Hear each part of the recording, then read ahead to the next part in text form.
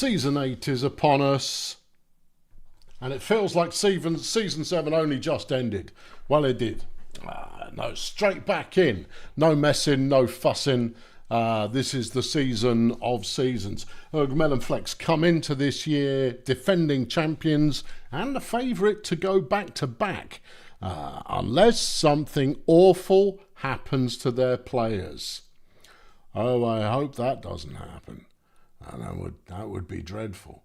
We start out with the Pathfinders versus the defending champs. Nothing new going on in the land of the Pathfinders. They're sticking with what was working last season. Well, why not?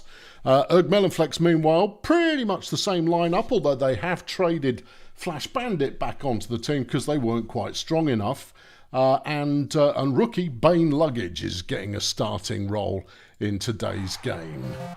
It is, of course, foggy, and therefore it favours a running team. All right, okay, well, let's see how it cooks. Will be Urrgmelonflex first with the ball, and Bane Luggage is getting first go. Well, I mean, all right. And he's straight up the middle, smashes through a couple of players, gets 11 yards. The Bane Luggage was picked up on a free transfer from Bumson. And I almost vetoed it. For reasons I will explain later. Anyway, Luggage with the throw completes to Flapjack, who has the opening touchdown of the game.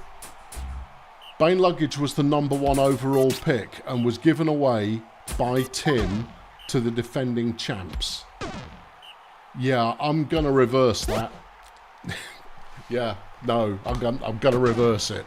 Not entirely sure because that's all kinds of not legal. Anyway, Flapjack has run for 2, and the Red Star have got the ball. Martin Slug doing some good work there. That's dirty play. Slug with a nice catch is going to get a good chunk of yardage here, and no one can tackle, and that's a nice 52-yard gain. Surgeon General throws to Yellowfang for a touchdown. It's 1-1. Pope Lorenz comes up with a tackle for loss.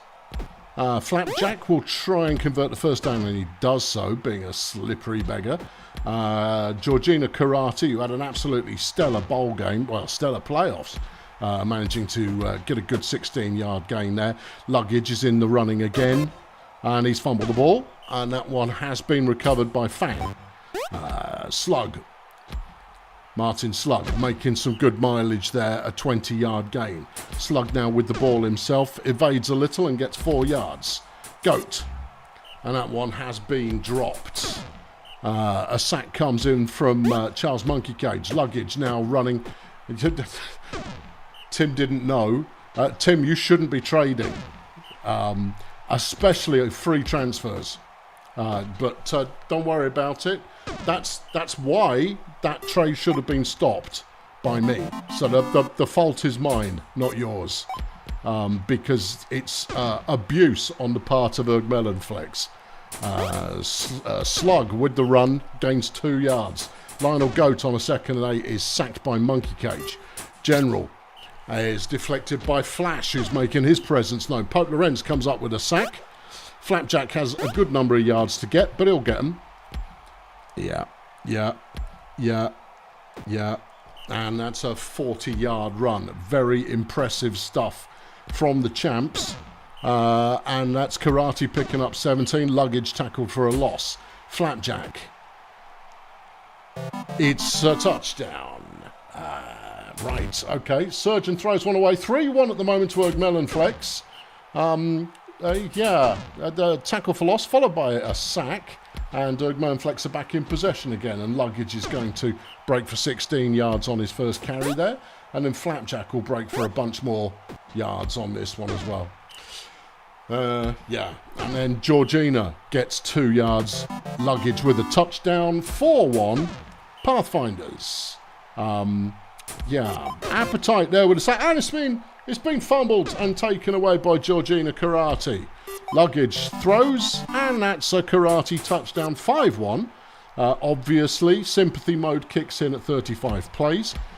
Yellow Fang gains 44 yards off the catch. Red Star playing all right, but obviously no one is a match for the Pathfinders, particularly, not the Pathfinders, beg your pardon, Urrgmelonflex, particularly when they now also have the first draft pick. Number one in the draft. Yeah, no, not for long. Right, Georgina Karate with the ball. And that's a 2-yard gain. Luggage with a first down run gains 10 yards. Flapjack is on the move again. Still running. And that's 22. Karate is stopped at the line. Luggage is stopped behind the line. Flapjack. Nice running from Flapjack. Nope, but what else would you expect? He gains 25 yards. 11 carries for 162 in this one. Not bad at all. And then Luggage gets a first down on a 1-inch line. Flapjack touchdown, 6-2. Slug, good run from Martin Slug after the catch, gains 16 yards. Slug with the ball, throws a short one, but the surgeon can't keep hold of it. And a sack comes in from Monkey Cage. And a sack comes in from Johnny Appetite. Luggage breaking through plenty of tackles, picks up 24 yards, 14 for 110. Not bad on a debut. Flapjack goes nowhere. Georgina goes nowhere. We can activate this one's over. And this one's over. There we go. Yeah. Red Star. They are a force to be reckoned with this season. We would expect to see them make the postseason this year, particularly with this lineup that is working for them very nicely. But against an unstoppable team, they are always going to struggle. An unstoppable team who like the fog, playing in the fog, they are always going to struggle. Yeah. Luggage runs for another 7. There goes Flapjack. He's picking up, the yards. Another 33 there. Trevor Snowboard getting a catch for 35. Luggage touchdown. That's his 5th touchdown of the game. Yeah, that's impressive. Rookie in his first game having an absolute belter. Floody, crying out loud. Yeah, okay, that's all right. It's okay. It will be resolved. But that trade will be reversed. Yeah, you'll be glad to have him back, Tim, and he'll have his stats nicely padded going into week 2. Yeah, just hope he doesn't die in the last couple of plays of the game. Right, final score, Urrgmelonflex 8, Pathfinders 2. Pathfinders unable to get past 300 yards. Fernando has put $20 into the bucket. Thank you, Fernando. The extra manual work this week, it's all part and parcel. It's all waiting for me to revise it, but I appreciate the thumbs up nonetheless. Charles Monkey Cage, unsurprisingly, player of the game, 59 pancakes, 16 tackles, 1 tackle for loss and 4 sacks. For the Pathfinders, Pope Lorenz, played all right, yeah. What did he do? 20 receiving yards, that doesn't count. 14 tackles, 3 tackles for loss and a sack. Pancakes for the Pathfinders was led by Tiffany Hooverbag with 27, while at Urrgmelonflex it's Monkey Cage, obviously. I mean, nobody else gets a look in. All right, let's put that one behind us and get to some games. We've got Tim's debut up against the Marsupials. Good luck, Tim. This one, that's an interesting lineup you've gone for. Okay, yeah. I mean, your team, your lineup. Right, over on the Marsupials, they have traded back for Carl Svazdan, who they lost in free agency, but they bought him back again. Nina Spinfringe, though, one of the new draft of players in the league this season, is getting a start at receiver. Meanwhile, over on the Medics, it's a bit of a mixed bag, mostly sensible, although Josh Rubinho playing as blocker is an interesting move. It'll be interesting to see how that works out for them. It's a beautiful day for some Brutalball. You've got to give the Marsupials all the advantage going into this one. But, I mean, who knows? It might work out brilliantly. I don't feel good about Josh Rubinho. No. One of the league's best receivers. Egon Sanction makes a lovely catch on the first play, though. Dragon Turgid off for the medics immediately completes again. Python tries a run but can only get 1 yard. Scooter is stopped at the line. Third down, Turgidov. And it's complete to Bumrake, but not enough for the first down. Here comes Hog Mexico, one of last year's star rookies. Svazdan trying a throw, and it works. Spin Fringe making her first catch of her career.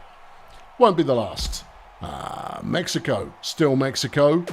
Totally Mexico, 17 yards. Svazdan now running the ball straight up the middle. Breaks a tackle and a half and gets 6 yards out of it. Hype Conquest on second down. Runs all the way to the end zone to make it 1-0 Marsupials. Honorary Sokomon there with a tackle for loss. Scooter is now having a run. And he picks up 13 yards off the catch from Turgidov. Python, nice tackle breaking from the team captain. Gains 13. Okay, Scooter's gained another 8 there. And Turgidov completes again. The airborne game for the medics, showing some signs of life early on, and Bumrake's in for a touchdown to make it 1-1. Nice bit of offense, and that's Egon Sanction making an interception, and the medics are back on it again. Scooter running on first down, outpaces Sokomon, then breaks a tackle, and picks up 23 yards. Lovely job. Turgidov throws one away rather than take a sack. Smart. Python throws, Bumrake, touchdown. 2-1 medics. Well, that's not a scoreline we've seen very often in the last couple of seasons. Python there makes a deflection. Conquest with a throw. Bad throw from Hype Conquest. And the medics are in again. Scooter with a lovely run on first down gets 18 yards. I have to take it back. Maybe Rubinho's getting the job done. Turgidov makes a 3-yard run. Anubis Python gains another 3. It's 3rd and 3. Scooter picks up the first down. Medics stay in possession. Turgidov to Bumrake, and it's a first down on the 5. Python, touchdown. 3-1 medics. What? That's not right. Apparently it is. It says it right here on the screen. Carl Svazdan completes the Nina Spin Fringe, and she picks up 31 yards there. They're going to score on this drive unless things go really wrong. Hype Conquest gets 6. Mexico up the middle, touchdown. All right, 3-2 now. Bumrake getting another catch. I think this is the most of the ball he's ever seen. That was a 33-yard gain. Turgidov throws. Bumrake with another catch for another first down. 7 catches, 101 yards.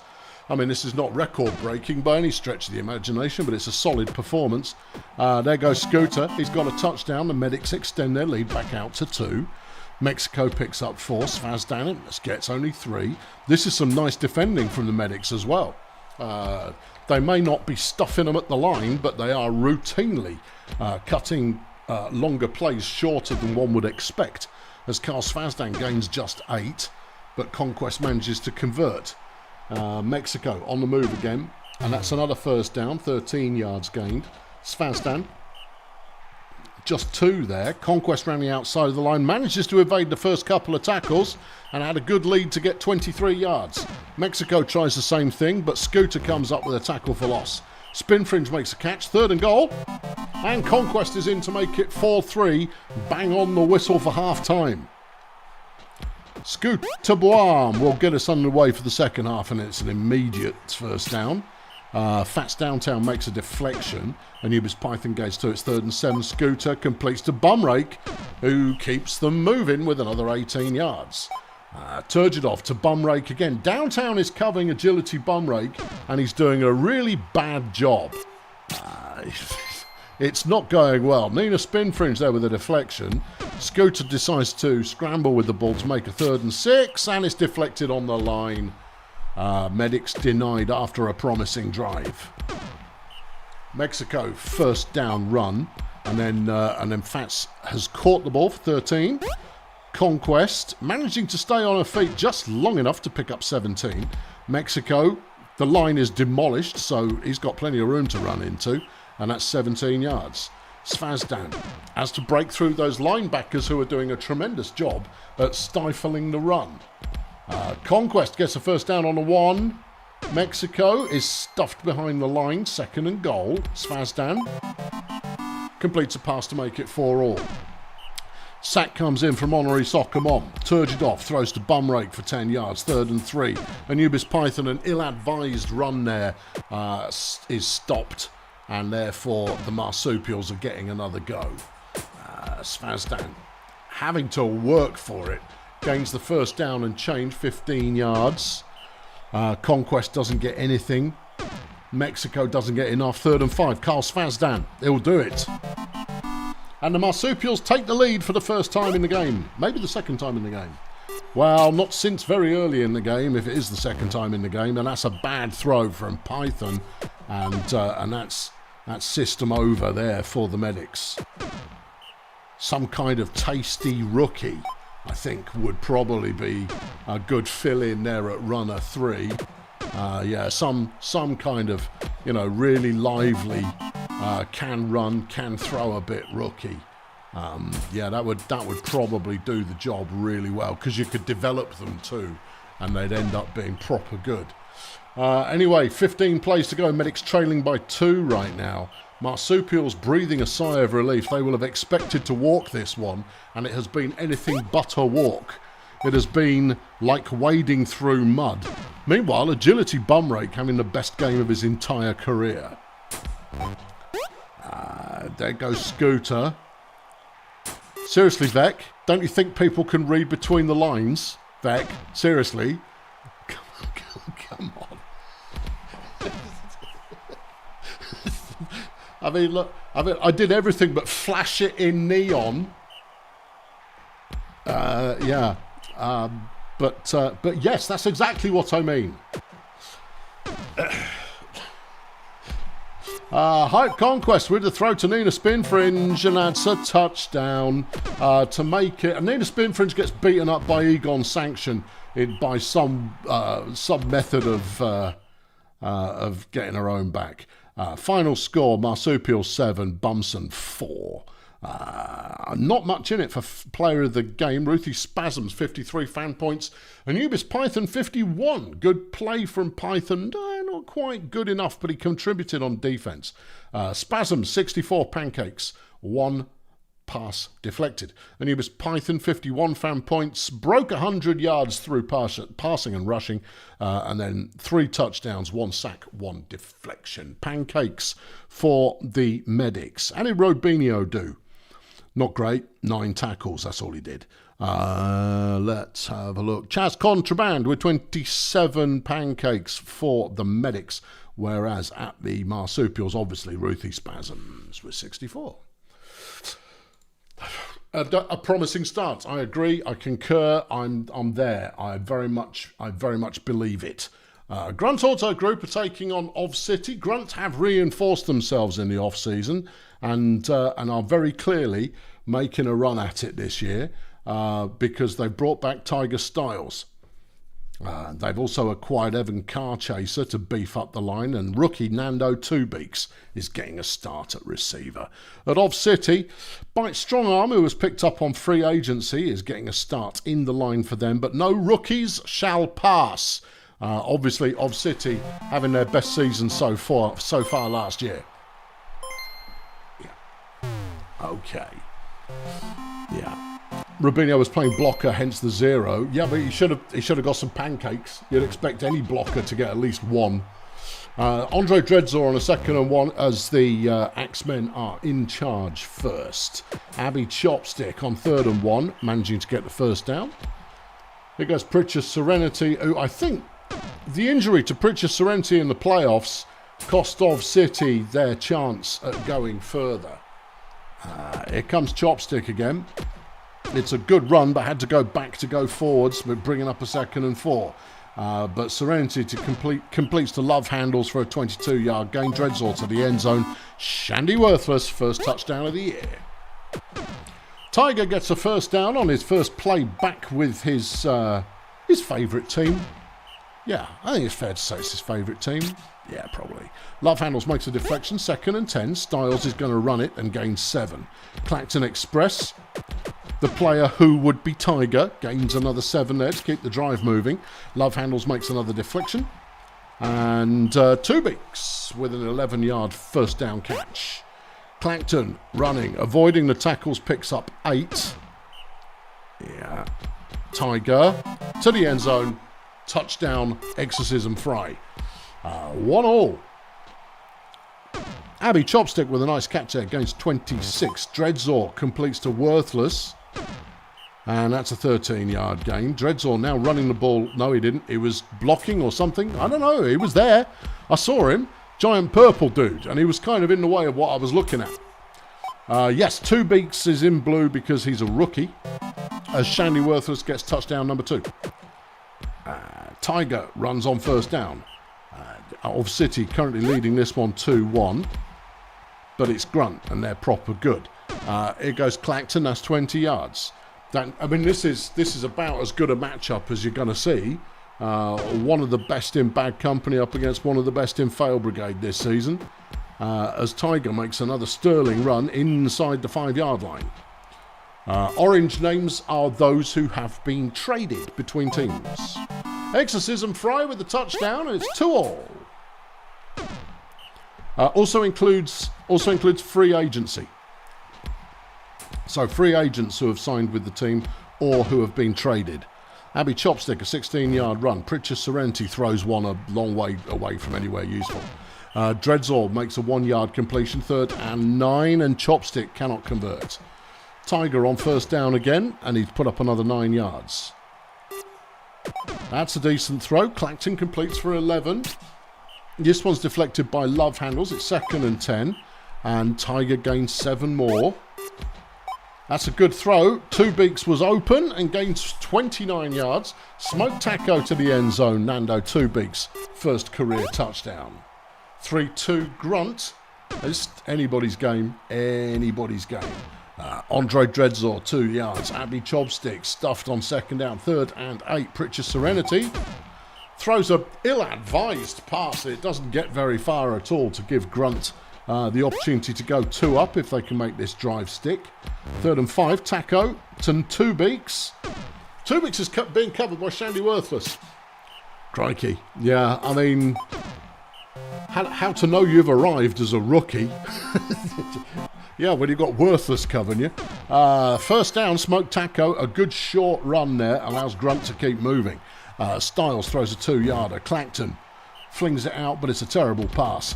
Taco on 3rd down takes advantage of the downed lineman to pick up close to a first.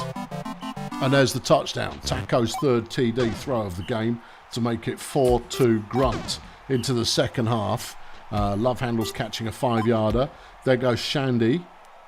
Not quick Shandy, but one of the best defensive cover players in the game. Gibby Love Handles a 17-yard catch and go. Abby Chopstick on a drive where the Axemen really need to score to keep this one competitive.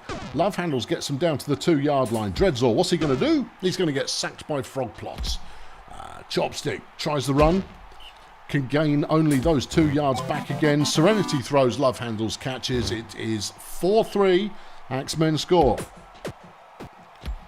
Clacton with a nice piece of running, gains 11. Is Taco again. Good throw. Fry was wide open in the middle, and that's worth 12. Tiger throws, deflected by Love Handles. Here comes Clacton again on 2nd and 10. And that's deflected by Love Handles, who is now chasing deflecting player of the week. Tiger on first down. And that was deflected by Shandy. Clacton, Two Beaks was open once more. And that's a 31-yard gain. Taco up the middle. First down and more. First down on the no-yard line. Sack comes in from Abby Chopstick. Clacton out the back of the end zone. Taco has just enough in the tank to make it 5-3. 22 plays left in the game. The Axemen are going to need not only to score fast, but also then to shut down the opposition. And so far, that has not proved to be easy. As Grunt take possession once more, and Tiger runs for another 17 yards. Clacton, that's old man Tiger Styles. Old man clinging to his life support machine. And someone just said that Styles is not injured. Well, he will be in a minute. Tiger has got a reputation for going down to injury repeatedly in games, but so far he's managing to hang in there. The Axemen trailing by 3 with 14 plays to go. I don't think they've got time enough left to do it. They may well score here and do so, but they do have to shut Grunt down, and Two Beaks is having a nice debut. 8 catches for 166 yards. Thank you. That will do nicely. Exorcism Fry is going to take Grunt all the way to the 7-yard line. Tiger to the end zone. Fry, touchdown. Well, that'll do it. Yep, there you go. Axemen put aside. Rent asunder. Cast effortlessly by Grunt Auto Group, who have come out with a statement win in week 1. Because it is a statement win. And the Axemen were terrifying last season, and it was only with their runner 1 going down to injury in the playoffs that stopped them going further. Because they were on top in that game as well, and then they kind of fell apart quite a bit. Clangton throws Tubix with another catch. I don't think Tubix is going to get their 200 for this game, but it'll be close. Fry gains 41. Final score, Grunt 7, of City 5. Player of the game, though, Gibby Love handles at the Of City Axemen. 120 with 72 fan points, for those of you who like fan points. 123 receiving, 2 touchdowns, 7 deflections. A good number there. Frog Plots for Grunt Auto Group with 56 fan points. Much more of a rounded team performance for the Auto Group. 56 pancakes and 2 sacks. Pancake Master at the group was indeed Frog Plots, whereas at the Axemen, who led the way, Trellis Cosmic, it looks like 46 fan points for the Pancakes, beg your pardon, for Trellis Cosmic. Too big, somewhat lacking in defensive performance. Yeah, but if you can put up 200 yards receiving, you can forgive that kind of behaviour. Back down to the bottom end of the table, and Shady Palms, the runners-up in the bowl, are taking on Peninsula Transport. Peninsula are running 2 new receivers in, what's his name? Oh, it's Hogstein Rubelfish and Donny Tix, who could be quite a good combo, actually. I like it. And then Hank Fungible, Joe-Yo-Yo getting a start this season. Didn't really start very much last year. Didn't play at all last year. And then Gabe Transistor as usual. Nothing new going on in the line. Meanwhile, for Shady Palms, Calamari Playback is getting a start alongside Julio Lobster at receiver. Everybody else is pretty much what you'd expect to see. Well, the Palms made it all the way to the final, so yeah, you probably would. It's a beautiful day for some brutal ball, no matter which way you cut it. And Joe-Yo-Yo is getting first touch for Peninsula Transport. It was a season-ending injury in week 1 for Yo-Yo last season. Well, that would do it. 2nd and 13, Peninsula. Gabe throws downtown. Donny Tix wide open, being covered by P.T. Clax, who does not appear to have much pace. Yo-Yo throws it. Rubel Fish, first catch, first touchdown. Loving your work. Jovial Impairment for Shady Palms runs for 4. Trevor Fangs now throws, and it's Julio Lobster, who already has a sack in this game, who's now got some yards. 52 of them. P.T. Clax throws, and that one's deflected by Rubelfish. Jovial, still on his feet. I mean, that's what you'd expect, but he gains 15. Fangs, 2, playback. First catch, first touchdown. Well, yeah. Rookies making statements. Clanks with a deflection. It's 3rd and 5, but Donny Tix has got it again. He's also been given the captaincy in his debut. Coach showing a favourite. He really loves the Bastards. That one was a terrible throw on the move to bring up 2nd down, but Gabe's doing a bit of the running to gain 7 yards. There's an injury on the field, and it's Pathogen Restroom for Shady Palms, who's been injured by Kilkenny Prohound Jarvis Judd subbing in. We have seen Judd play before, so it's not as though he's going to be completely awful. Just, mostly. 2nd and 10, Shady Palms. Jovial Impairment with the ball. Runs for a 16-yard first down. Fangs is looking to pass. Completes a short one to Jovial. Smart play. Who will get them down to the 5. Clacks to the end zone. Touchdown. Jarvis Judd's been injured by Randall Maroon, bringing Xenia, running joke convincer, into the line for Shady Palms. How has she still got a flipping contract? Seriously, you've had multiple seasons where you could have just yeeted them at the end of the year, but no, somehow she still gets to play. 3rd and 13, Peninsula Transport, and it's Rubelfish who gets the catch for 21 yards. Yo-Yo throws. Donny Tix with another one. Gets Peninsula down to about the 3-yard line, and then a catch for Tix. And both the rookies for Peninsula Transport have a touchdown in this game, as the score currently hits 2-all. Fangs throws, nobody's there. Clacks. And it's intercepted by Tix on his debut. Yo-yo to Tix. A 30-yard gain.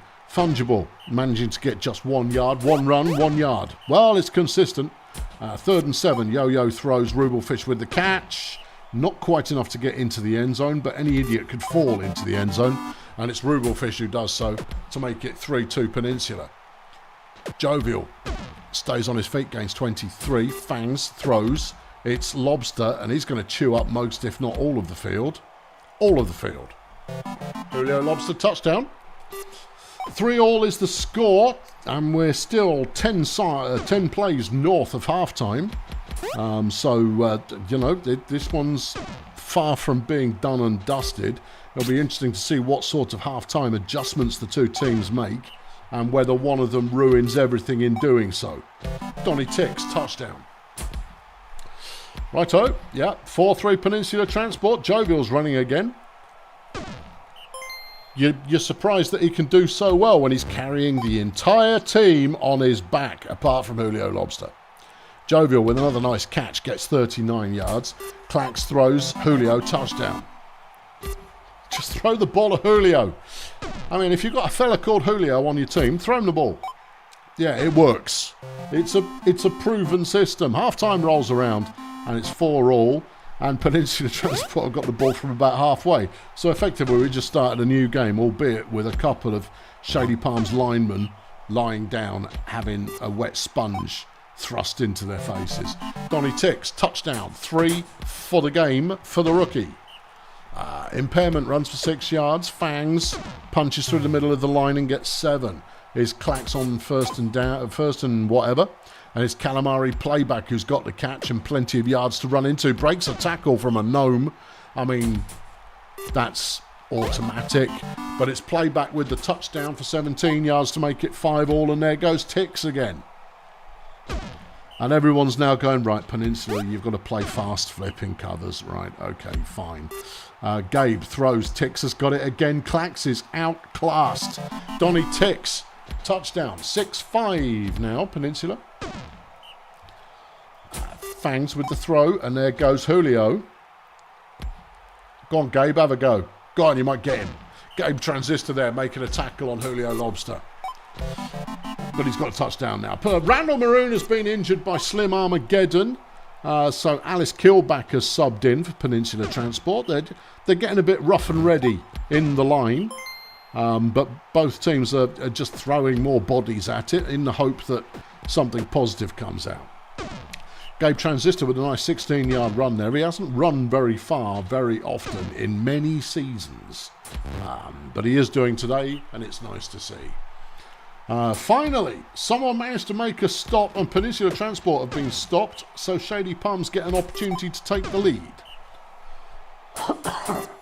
Clacks throws, Lobster with the catch, and he'll get at least 40, 50, 60 touchdown yards. Nope. Gabe's been injured by Julio Lobster. Ego Sarian has subbed in as Jovial Impairment makes it 7-6 to Shady Palms. Sarian was playing great last season. He must feel slightly cheated at these two young upstarts coming in and potentially nicking his role, although saying that, the Peninsula Transport have just coughed up the ball. So Palms with the opportunity to go 2 up, and they can't convert on 3rd down. And it was Sarian who made the pass deflection to stop that happening. Draw all the conclusions you like. Tix, he's got it again. And it's Impairment who has to come in, and he gets beaten up by Jovial Impairment. Bradley Comer has now subbed into the lineup for Peninsula Transport, but they are looking solid on this drive. Down onto the 1-yard line, Osarian. Touchdown Comer, 15 plays left. Shady Palms have every advantage now to get the win. Plenty of plays and a decent looking offensive performance so far. Calamari gets him a 1st down. Jovial's going to run it again, but he doesn't want to score too quickly because chewing up the clock is all important at this point. So they throw one away there. Very wise. Good game planning. 9 plays left. Shady Palms up by 1. Urrgmelonflex has the catch and it's worth 18 yards. Fungible on 1st and 10. Throws behind the line. Unfortunately, it's deflected. Sarian doing a bit of running. Gains 8. 3rd and 1. And it's deflected and that's the ball game. Right. Shady Palms will come away with the win, but they were run awful close by Peninsula Transport, who looked like they might have figured something out on offense, as Julio makes it 9-7.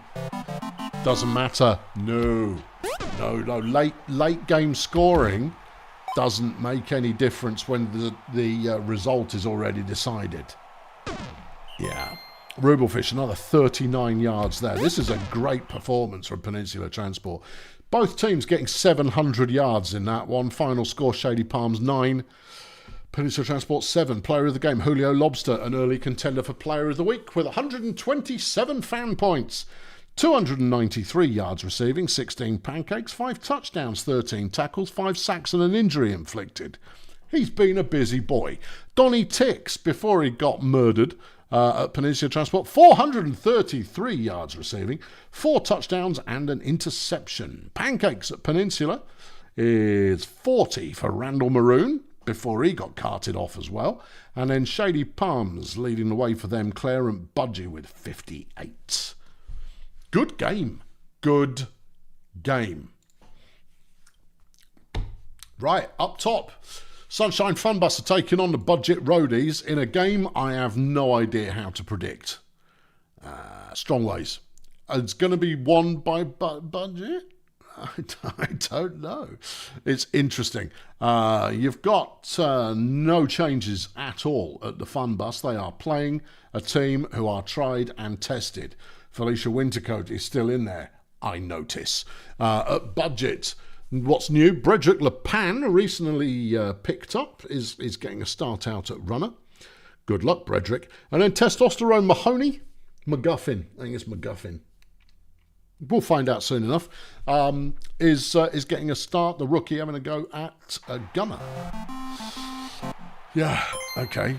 It still isn't giving you the rest of his name. That's disappointing. Yeah, it will be Budget who start with the ball on a blessed game. Okay, and that's thrown away. Le Pan. And that one's caught by Strong Ways, who was last season's Rookie of the Year. I can't remember. Was Strong Ways last season's Rookie of the Year? It's Mahoney. Okay, thank you. Hold on. our trash can has just made an interception. That's not something you expect him to see, given he plays in the line. Hold on, it's okay. Budget have got it back again. It's so often the way. Strongways with a throw, deflected by Wintercoat. Le Pan on 2nd and 10. Runs for 3. Here's Woods on 3rd and 6, and that one is caught by Stochastic, who has a 14-yard first down. Yes, Strongways was indeed Rookie of the Year last season. Woods with a throw on 3rd and 7, and it's just enough for a first down. Ways to the end zone, Stochastic, touchdown. Okay. Dark Mode Enya throws. There's Luther Pendragon with the catch. 21-yard gain. It's worth noting that both Sunshine Fun Bus and Budget Roadies have come back from multiple losing seasons to have made it all the way to the show last year. They're both improving teams. Have they got the momentum to go further this year? Not this season. But they're doing good works regardless. Ways runs for 1 yard as Budget start in their own end zone following a good goal line defend. But Budget have now broken out from that. Wintercoat comes in with a sack. Le Pan is stopped at the line. Woods on 3rd and 14. And that's nothing good happening there. So Sunshine are back on it again. The first down goes nowhere. Second down, completed. And it's intercepted by Dirty Woods, who gets a nice return on the interception. Ways with a 2-yard run. Here's Le Pan, and that's Mahoney, who's got the catch. Picks up 27 yards, not bad. Woods throws, and that one's caught for 10. Ways throws one to no one in particular. Le Pan completes that to Mahoney again, and it's another 12 yards. Woods towards the outside of the line. Nope. Ways sacked by Umbriel Lafferty. And Le Pen gets stopped as well. And we've gone the length of the field. And another stop has been made. Both teams stepping it up on defence exactly when was required. That's Antonio Rojas, who we've not seen in the starting lineup for a little while. But he got him a first down. And the fun bus are rolling. There goes Rojas again. And it's a 26-yard gain. Wintercoat running the ball, which I don't advise, but it was worth 10 yards, so what do I know? Colt Rhombus is deflected by Woods. Enya throws. That one's deflected by Stochastic. Wintercoat. Wide open Luther Pendragon for a touchdown, 1-all. Ways punches through the middle of the line, gains 8 yards. Le Pen gets enough for the first down. Woods deflected by Pendragon. And Ways has got past the line. And he's tough to bring down. He picks up 24 yards. Half-time rolls around. 1-all is the score. Le Pen throws another 4-yarder. Woods throws, and that one's caught by Stochastic for 11. Ways is once again past the line. And chews up another 20 yards of field. Le Pen gains nothing at all. Woods throws to Mahoney for no gain. 3rd and goal. Ways to the outside. Touchdown. 2-1 to Budget, but the fun bus are far from done. They do have a 3rd and 8 here, and it's Wintercoat to try and pull them out of the hole they've dug themselves into, and Felicia is unable to do so. Ways is stuffed at the line. Le Pen throws. It is caught by someone, and they'll be thrilled. Won't they? Oh yeah, you can see the look on their face, I imagine. Le Pen throws to Stochastic. It's a first down, 18 yards gained. Woods throws deepish, and that's worth 9. Ways completes the Stochastic for a touchdown. Strong Ways is starting to get the blessings piling on, and that could pay off big time when Budget have the ball back. They currently have the lead 3-1, but there is time enough for the fun bus to turn it around. They will need a stop or a turnover or something along those lines, but they've got the ball at the moment, so they need neither of those things. First down, Felicia Wintercoat. Colt Rhombus with the throw. Stochastic with the deflection. Enya with the throw. Pendragon with the touchdown. All right, 3-2. Ways can't get anywhere on first down, but Le Pen certainly can, and he keeps the chains rustling up the field. Not that chains rustle, you understand. Rattle, I think, is probably the onomatopoeic that you would go for. But anyway, it's not onomatopoeia. It sort of is. I don't know what the word is I'm after. Anyway, it's thrilling time because Sunshine have got the ball and they're trailing by 1 and throw it away on 3rd down. Ways gets just 3 yards. Le Pen gets another 2. 3rd and 5. Woods. It's fumbled into the hands of Stochastic, who gets the first down. Ways goes nowhere. Le Pen to Woods, although that was basically a handoff to Dirty Woods, who took it a further 14 yards. Woods runs for not a lot. 2nd and 9. Ways throws to Le Pen. This is good clock control, as Budget are using all the time in the universe to increment their way up the field, although they've stalled out there.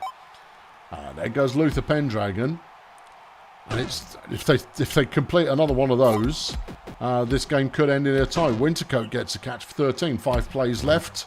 1 point in it, and Rojas has the ball, and it's tied the game 3-all.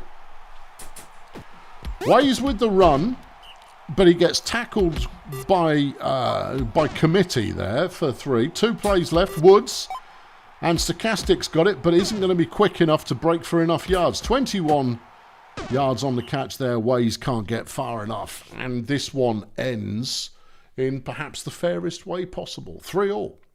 Fenchurch Stochastic for Budget Roadies, 56 fan points, player of the game, 154 receiving, 2 touchdowns, 2 deflections, 1 interception.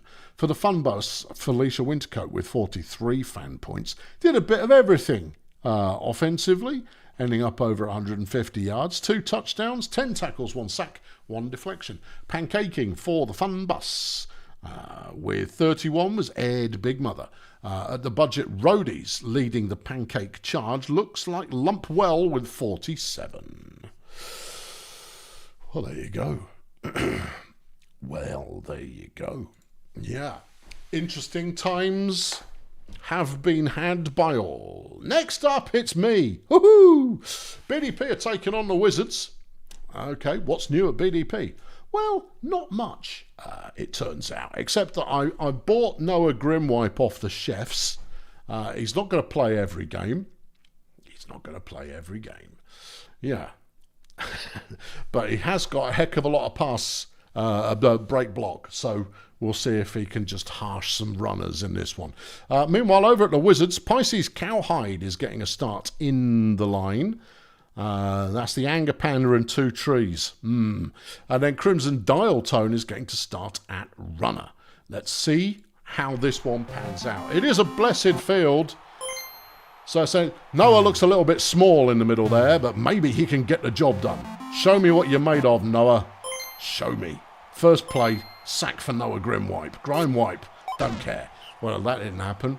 All right, Crimson Dial Tone, taking all day to pick out a target, throws to Camembert for 7 yards. Lenny Luxury on the run gets 1. Soda is deflected by Fanny Glowstick. Dial Tone throws, and that one's caught short, and BDP take over. That was Glowstick throwing for a few yards. Steve runs for 4, and it's a first down. Gorgeous Leonard. It's first run of the year, and that's all right. That's 12 yards. Glowstick throws, and it's Leonard with the catch. No, you're not going to tackle him. Touchdown, Gorgeous Leonard. BDP 1-0. Camembert catches for 9. Dial Tone threw that one optimistically. Luxury on a third and very short, and it's deflected by Big Steve. Glowstick throws. Belt Sand with the catch, and it's a 32-yard gain. Steve is running. Only 5 yards for Steve. He's old. He's in his last season as Leonard makes it 2 touchdowns, and it's 2-0 BDP. Emphysema with a nice catch, gains 22 yards. Dial Tone throwing over the head of absolutely everybody. 2nd and 10. Lenny Luxury. Not a lot there. Soda on 3rd and 10. And that's Whiskers Camembert who's made the catch, being covered by Belt Sand, and it's worth 39 yards. Dial Tone sacked by Hank Donk. Lenny throws. Camembert with the catch. First down at about the 4. Soda to the end zone, deflected by Dougie Conglomerates. Dial Tone is completing to tension Soda to make it 2-1. Glowstick runs the ball for 3 to show Steve it's really not that hard. Steve can only get 2. Leonard throws the ball to show Fanny what she's supposed to be doing, as everybody does each other's jobs. Yeah. Steve is playing linebacker instead of defensive line. Facts. He is too injury prone. He did just run for 30 yards. He's too injury prone now to start in the line. 3-1 to Bulldozer Power, who obviously look all right, but I mean, they are certainly not as mighty as have been in the past, although there goes Dougie. First down on the 2-yard line. Steve, touchdown. 4-1 BDP. That's another good catch by Emphysema, who picks up 35. Dial Tone looking for a target is deflected by Laney Blowout. Luxury throws Belt Sand with the deflection. Soda throws, and that one is caught by Emphysema. Steve closing in for the tackle. Dial Tone throws. Emphysema drops the ball. She was wide open as well. I don't know who was on coverage there, but they didn't do a very good job of it. Soda throws. Emphysema touchdown 4-2. Glowstick is deflected by Camembert. Steve running the ball, breaking through the tackles, and still on his feet for 38 yards. Here goes Leonard. Not quite as quick as Steve, but equally rambunctious when it comes to being brought down, gains 18. There goes Dougie for a touchdown. 5-2. Soda throws the ball. Emphysema makes another catch. Celia Emphysema having a good game so far. Crimson Dial Tone completes to Camembert, who also gets a first down. Lenny throws a short one, but that one's deflected easily. Soda fumbles the ball. Someone's got it. It's Big Steve who's picked it up. Glowstick throws to Belt Sand, who hasn't had enough action in this game, but has had some now. Fumbled it into the hands of Hank Donk, the lineman. No idea what he was doing up there, but he carried it the right way. Steve inside to the end zone has a touchdown. 6-2. Well, I mean, this is not a unsurprising kind of scoreline at the moment, given that the Wizards are very much a team putting themselves together and getting started on a new career of maybe winning in a couple of seasons' time on a regular basis. This season, they'll get a couple of wins.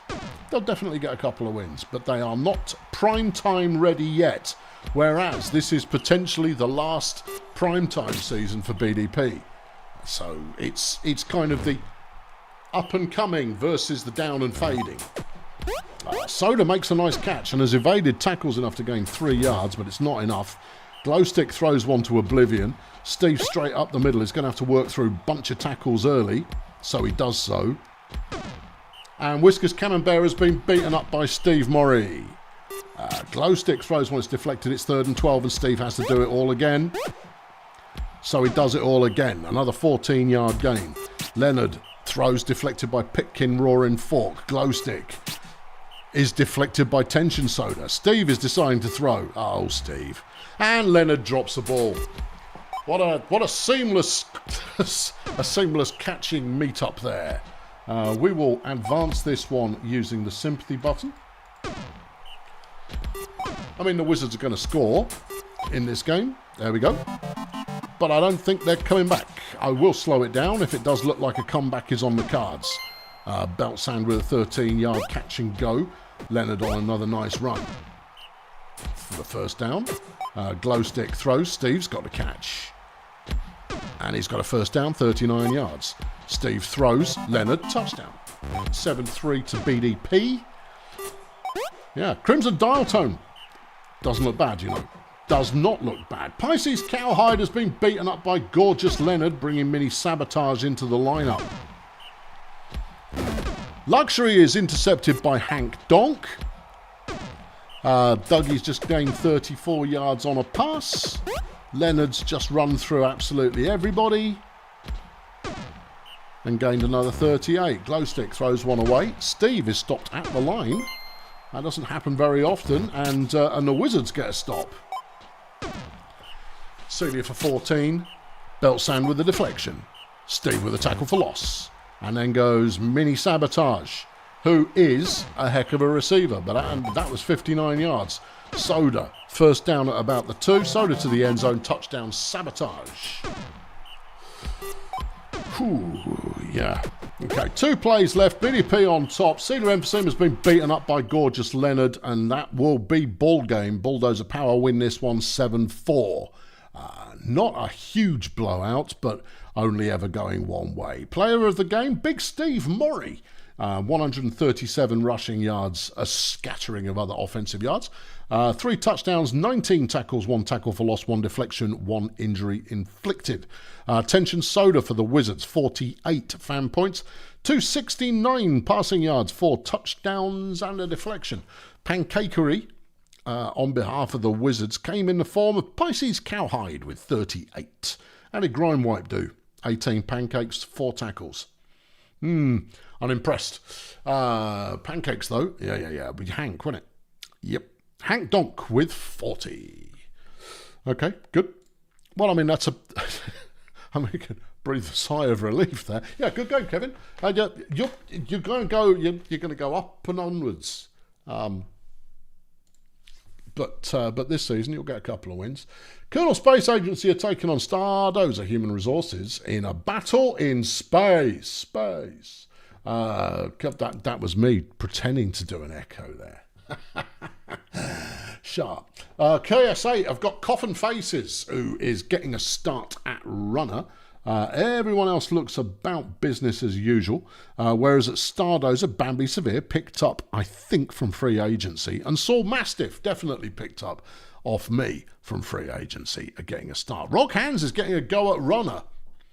That's bold. Yep. Okay. I don't think we've seen Rock try playing. I think we must have seen Rock Hands play runner before. Must have.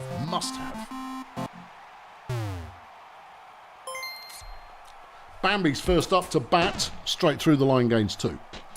Jam Turpentine. Good evasive run, picks up another 6. Here comes Rock, and it's not a good pass, but Lloyd has got the catch. And we know already that Gadzooks can be quite the handful at receiver. And that one's intercepted. Zerma's picked it off. It was a terrible throw. But Zerma took out full advantage of that, and KSA are in possession. That one's thrown out of bounds. Faces completes to Zerma, who will score. 1-0 Colonel Space Agency. Bambi Severe runs on first down and gets nothing. Jam Turpentine gets only 1 yard. Hands. Well, he throws and Lloyd got the catch, but it wasn't enough for the first down. The mutant Bill Saturno runs for 4 as KSA take possession. 3rd and 5. Faces. Completes to Kelvin Datebook. 30-yard gain. Saturno to Zerma. Touchdown. 2-0 KSA. All right, Gadzooks with the catch, but he's already a little bit tired there. He only managed 17 yards off that. I mean, don't get me wrong, that's still enough yards. Yeah, but you see, usually he's got loads of gas in the tank and he's halfway up the field. Anyway, yeah, Stardozer have run out of turns there. So Saturno throws a 15-yarder. He then is on the receiving end of the catch on the next play and takes it 43 yards for a touchdown. Faces makes a deflection. Turpentine completes to Hands, who, catching the ball and running with it, seems to be rather good. It's 31 yards. Don't sass people experimenting with their lineup. All right, I won't. You just did. Bill Saturno, now that KSA are back in possession again, runs for 10, and it's another set of downs. Datebook kicks Hands in the plums and then runs up the field significantly for 46 yards. Faces throws Zerma touchdown. 4-0 Colonel Space Agency. Lloyd Gadzooks makes another good catch and he had to work for it, but that's worth 32 yards. Turpentine on the run doesn't get very far at all. Hands looking to throw, and that was deflected by Raz McClintock. Bambi throws Gadzooks with the catch again. Zerma in for the tackle. Turpentine deflected by McClintock. Hands on 2nd and 10. Gets only 2 yards. Severe on 3rd and 7 has the first down and is into the end zone, and Stardozer break their duck to make it 4-1. Saturno goes 5. McClintock throws wide open is Koff Zerma, having shoved Saul Mastiff into the turf, and that's a 33-yard gain. And Mastiff's pretty tough. Yeah, but it's Zerma. It is Zerma. Yes. Orcs as receivers. Woohoo! You find a good one, and they're proper good. Need I remind you that Barry Science was an orc? Yeah, Barry Science. Flipping great player. And an orc. What's happening now? KSA have got the ball back again. We're just this side of half-time. As Datebook makes his presence felt once more and gains 26 yards to take him beyond the 100 in this game, and he follows it up with another good catch for 24. Saturno on a first down. Completes to Zerma for her 4th touchdown of the game to make it 5-1 as we hit half-time. Stardozer need to dig deep into their book of tricks to come. Well, that's not one of the tricks they would have been looking for. Kelvin Datebook makes a pick 6, and it's now 6-1 to Colonel Space Agency. Turpentine throws one away. Hands throws one into traffic, and KSA are back on, and Saturno runs immediately on first down. Oh, he's doing a lovely job as well. 25 yards, breaking about 5 tackles there. Datebook touchdown. It's now 7-1. Well, I think KSA might be back in the running this season, while Stardozer will be going like, what did we do last year? We should look that up, because that was good. Yeah. This isn't quite it. Turpentine makes a 20-yard reception. Bambi throws. It's deflected by Faces, but that almost paid off. Turpentine goes nowhere. 3rd and 9. Rock. Nope, he hasn't gained on that run either. And KSA are back on it again, just this side of the sympathy button. Faces throws. It's deflected. 3rd and 10. Saturno. And it's Kelvin Datebook with the catch. And that will activate the I don't think you're coming back from this one, bruv. Faces throws it to first down from Saturno, who gets 3 yards. Zerma's in for the 5th touchdown of the game. Her 5th touchdown of the game. Yeah, I know. I bet you didn't know that Koffs is a female name. Well, it is. So now you know. 9-1 is the score. 1 quarter left to play. Yeah. Yeah. Is anyone still in the YouTube chat? Someone type something, because it hasn't moved in a little bit. I mean, obviously, in a couple of minutes, we'll have the GGs roll up. But it does seem to have paused. Just make sure that Chrome hasn't broken again. Thank you. Touchdown for Stardozer, and I missed it. Looking to wait and see if the chat was active. Yeah. I mean, it's not like you have to chat. It's mostly that I just want to make sure it hasn't broken. Anyway, KSA got stopped there, but there's a fumble. Lloyd Gadzooks has picked it up. Stardozer are doing their best with the hand that they have remaining. Bambi there running for 13 yards. And it's all over. 4 plays left in this one. KSA not quite able to get to 10, although they do have 2 plays. And they've thrown it to Kof Zerma. Well, they've got 30 yards to go. They've thrown it to Zerma again. All right, they have made it to 10. I'll shut up. Final score, KSA 10, Stardozer 2. Kof Zerma, player of the game with 113 fan points, 307 receiving yards, 6 touchdowns, 14 tackles, 1 deflection, 1 interception. Solid performance. For Stardozer Human Resources, Lloyd Gadzooks with 41 fan points, 174 receiving yards, 16 pancakes, nice, and 1 deflection. Pancakes for Stardozer. Is it ostentatious? It is. Ostentatious Smack with 32. Over at KSA, 42 for Yaya Lemongrass. Okay. A strong lack of injury so far. A strong lack. Yes. Will it last, though? Well, we don't know, and we should probably get a wriggle on. Okay. Lingo Blender taking on Cheerio. Both of these teams are looking for a way to try and put something compelling together. So both of them are running exactly the same lineup as they did last season. Apart from Lingo Blend, have got Ray Sulphur in the middle of the lineup there. Interesting player, Ray Sulphur. And Enya Ringu, who has been picked up through trades this week, is getting a go at runner. We'll see. Sanguine Pangs receiving for Cheerio. Well, if he catches it, maybe. We'll see. Ray Sulphur was, thank you, Vic, the number 2 overall pick in the draft. Is he as good as we think he might be?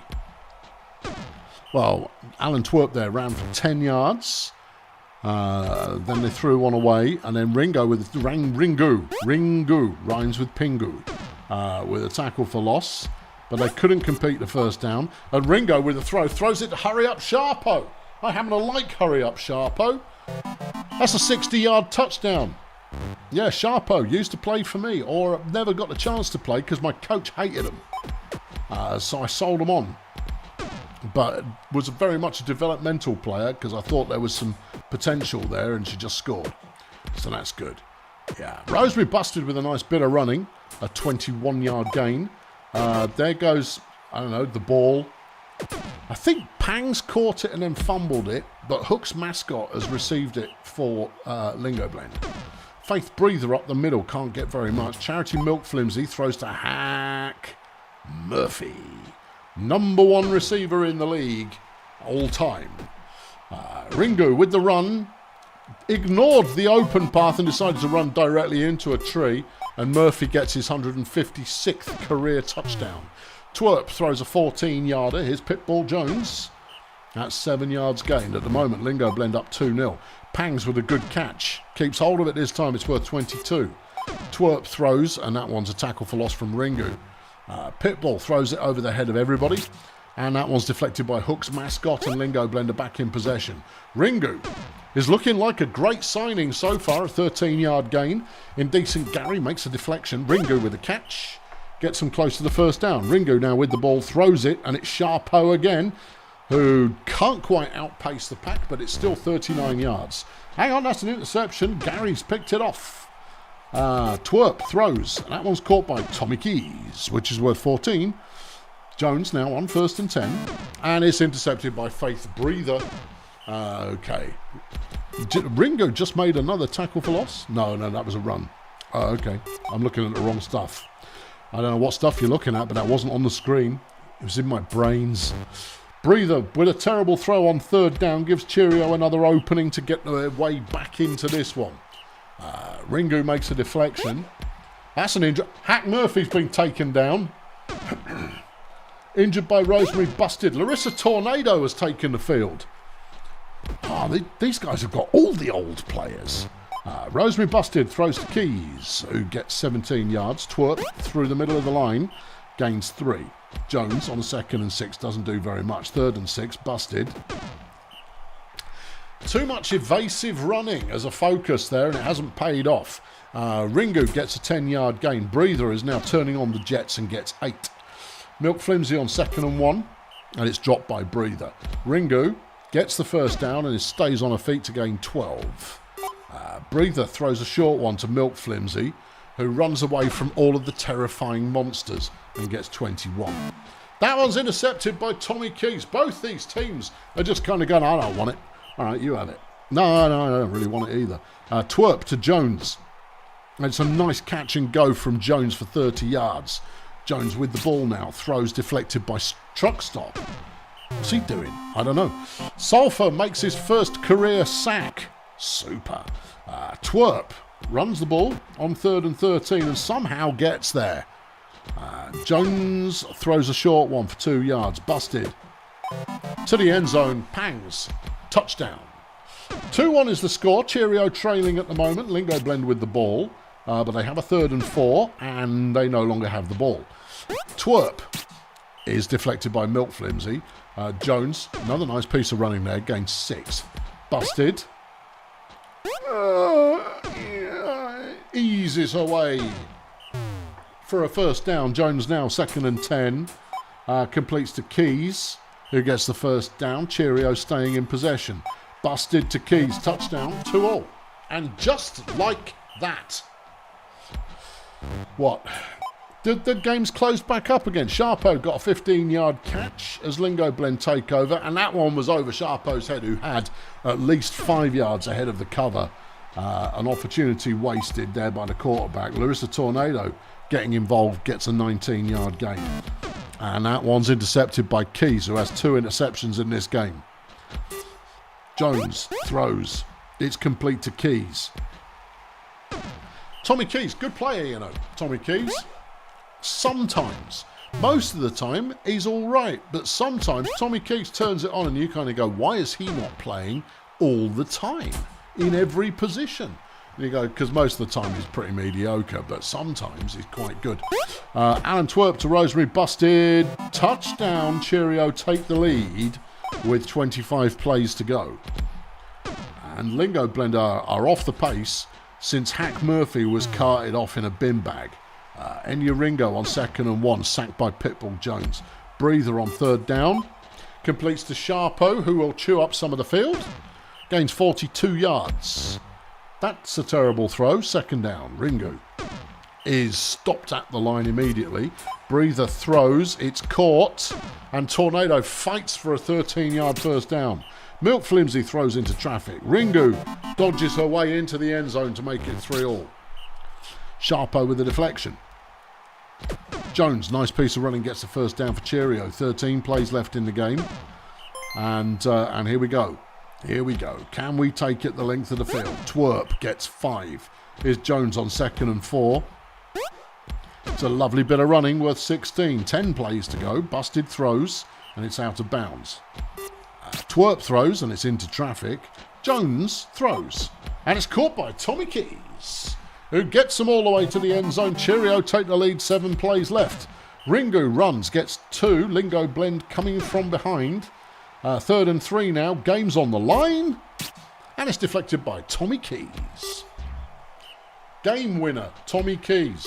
Yeah, is he going to get player of the game? Might do. Didn't he make 2 interceptions? In which case he probably will. Yeah, last play of the game. And it's all over. Final score, Lingo Blend 3, Cheerio 4. Player of the game, Tommy Keys, with 61 fan points, 140 receiving, 2 touchdowns, 2 interceptions, 1 pass deflection. Lingo Blend's player of the game, Stephen Truckstop, with 45 fan points, 24 pancakes, 17 tackles, 1 tackle for loss, 1 deflection. Pancake leader for Lingo Blend is Hook's Mascot with 33. Cheerio, leading the way for their pancake offerings, is Trenton Trinity with 36. Good close game from two teams still trying to find a formula. Right, next, the top side. Where do you want to go, Miggins or Bongolia? Let's go Migo, all right. All right, Migo versus Grazer Ridge. What's new at Port Miggins? Wells Fargo. Very excited to see Wells Fargo play. Why? Wells Fargo could be the greatest quarterback the league has ever seen. With a fair wind, we could be on the verge of a spectacle. Also new at Port Miggins is Graham Tankey, who they picked up off free agency. Graham, slow as dirt, but a safe pair of hands. And Quebec Spire, who is... No, Quebec's not new. Quebec's excellent. Used to play for me. Yes.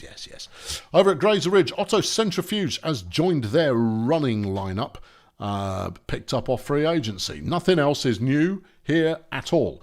To be fair, Grazer Ridge do not have a game plan in this week. I've just given them a death sentence. Yeah, I might have done. But, I mean, they have to be good first. You can't be called maybe the greatest player in the league and then do nothing. You'll be safe as houses. Nigel Prison is playing runner for Grazer Ridge. They are not in good shape here. They are in a format that doesn't work for them. Quebec's got a catch for Port Miggins, and it's a 32-yard first down. Here's Fargo, completes to Tankey, and that's worth 6. Two Beards, up the middle, touchdown, 1-0 Port Miggins. Melvin Glitch is sacked by Four-Fingered Owls. Nigel throws the ball. Nigel, he's going, but I usually do the catching. You've got to go, not today, Nigel, not today. Port Miggins back in possession again. Fargo makes a catch, breaks a tackle, gets a first down. Fargo's now running the ball. Well, it's not the play, but look at him go. 22-yard gain. Freddie Two-Beard up the middle, worth 1. Emmental up the middle. What's with all this running? Throw the ball. And Fargo throws it out the back of the end zone. Grazer Ridge make a stop. Melvin Glitch runs for 1. Prison runs for 3. Centrifuge on 3rd and 5. Doesn't do much of anything at all. Emmental is deflected by Nige. Fargo completes to Emmental. And that's a 24-yard first down. Freddie Two-Beard gets nowhere at all. Emmental gets into the end zone to make it 2-0. Okay, Glitch is stopped at the line. Nige is scrambling and then throws late, and it's Centrifuge with the catch. He's going to chew up a few yards. 35 to be precise. Centrifuge now running the ball. Has a clear path ahead as the line is broken down and gains 31. Glitch throws. It's caught at about the 3. Grazer Ridge threatening. Nige can't get in. Centrifuge can't get in. And the Pirates take over. Emmental throws a good one. Freddie Two-Beard's waiting for it. And it's 22 yards going back the right way. Fargo throws to Tankey, who fumbles the ball. Forget what I said about his safe hands. He's always been rubbish. He's been overrated. I mean, he's a former minstrel, so he's never going to be good. 2nd and goal, Nigel runs it. It gets down to the 1-yard line. Centrifuge can't get in either. And the Pirates have to get out of their own end zone and do so immediately as Emmental scampers to safety. Fargo is now scampering to nowhere. Freddie. And that's a nice run, 13 yards. Emmental running again. Well, it's a little bit early in the game to be chewing the clock, but I mean, whatever works for you.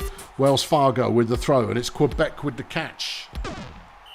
And that's a solid 30-yard gain.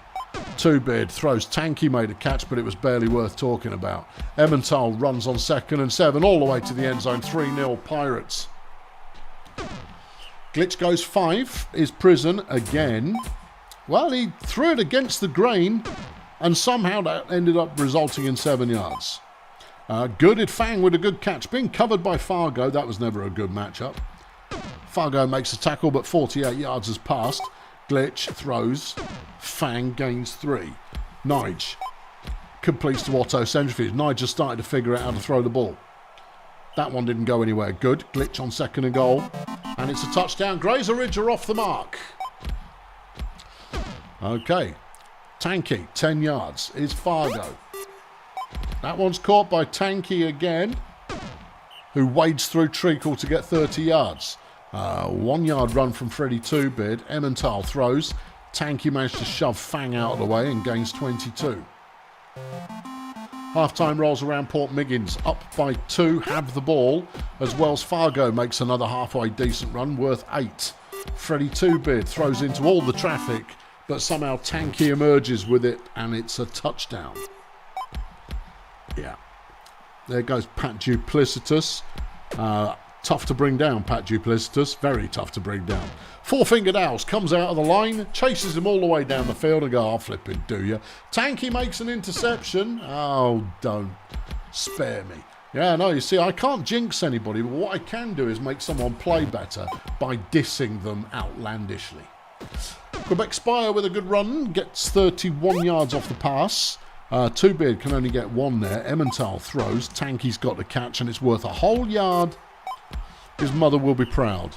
12-yard gain there from Graham, and there's an injury on the field. Didn't see who it was. And it's Mikey Ultra who's been put out of his misery by Four-Fingered Owls. Ray Plonk has subbed in for Grazer Ridge. Nigel made a catch, gained 26 yards. He didn't. He ran it. Oh, good for him. Plonk makes a catch, and that's worth 11. Here goes Fang. Nice running from Girded Fang. Not being easy to bring down, gets 24. Nige gains 2. Centrifuge on 2nd and 8, throws to Ray Plonk, who's down at the 1. Fang to the end zone. 5-2 now. Yeah, all right. Fargo throws to Tanky, who gets a first down. Another 11-yard gain. Glitch is tackled for a loss. Emmental is intercepted by Fang, and Grazer Ridge are working their way back in. Fang tries it through the middle, but there's nothing there for him. Nigel is tackled for a loss by Mikey Power Tools. Centrifuge can't do anything, and the Pirates are back into it. Or they would be. There was a fumble, and after an interception, and the result is a score for Grazer Ridge. I assume that was what the result was there. It made the interception noise, and then the fumble noise, and then someone scored a touchdown, and the score changed. So I'm fairly certain that that's what just happened.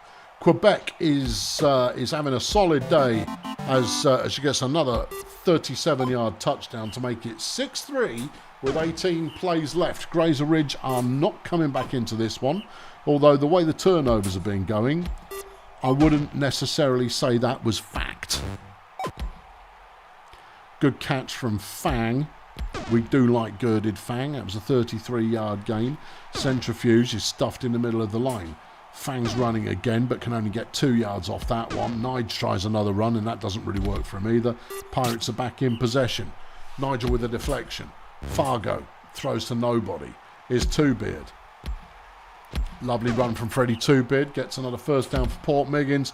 They've already got this one, I think, in the bag. No, definitely at this point in the bag. And now it's just about running down that clock, maintaining possession, and throwing some Lucasade all over some sort of coach. Yeah. Double-decker. No, she went of her own accord. That's Tanky making another 9-yard catch. Freddie Two-Beard gets a first down. 2 plays to go, and the Pirates start with a win as Grazer Ridge start without a game plan. 7-3 the final score. Four-Fingered Owls is player of the game for the Pirates. 77 fan points, 61 pancakes, 12 tackles, 2 sacks, and an injury. Good work. Girded Fang for Grazer Ridge. 44 fan points, 99 receiving, 2 touchdowns, a tackle for loss, and an interception. How'd he do? Fargo, he threw 232. All right. Yeah, that's all right. Yeah, best passer on the team. Yeah, okay. Yeah, his running was adequate, I suppose. His running was adequate. Okay, let's bump down. It's the Toy Masters taking on Edgeslum on a cursed field. So all these new players you're about to hear about are about to die. At the Toy Masters, they're starting out Mert Gusto and Sheriff Rotten, who they acquired from me in free agency. I think the Sheriff could be good, but he needs a bit of development time to make it work. Gusto, equally, could be very good, but needs a bit of time. Carp Volume rounds out their running 3-pack, and your guess is as good as mine. At Edgy Slum, they are starting Edie Scantings, who they got in the draft, and Rachie Scabras, who they've traded for. The line has been bolstered significantly with Blaze Peterbilt and draft pick Mags Flingpony. And then Apollo Klipsky is getting a start at receiver alongside Ron the Violence Bongos. Well, I mean, who knows? I mean, honestly, I'm just going to sit back and enjoy the deaths. Yeah, I mean, we'll see. Rachie Scabras will get us underway for Edgy Slum. And it's intercepted.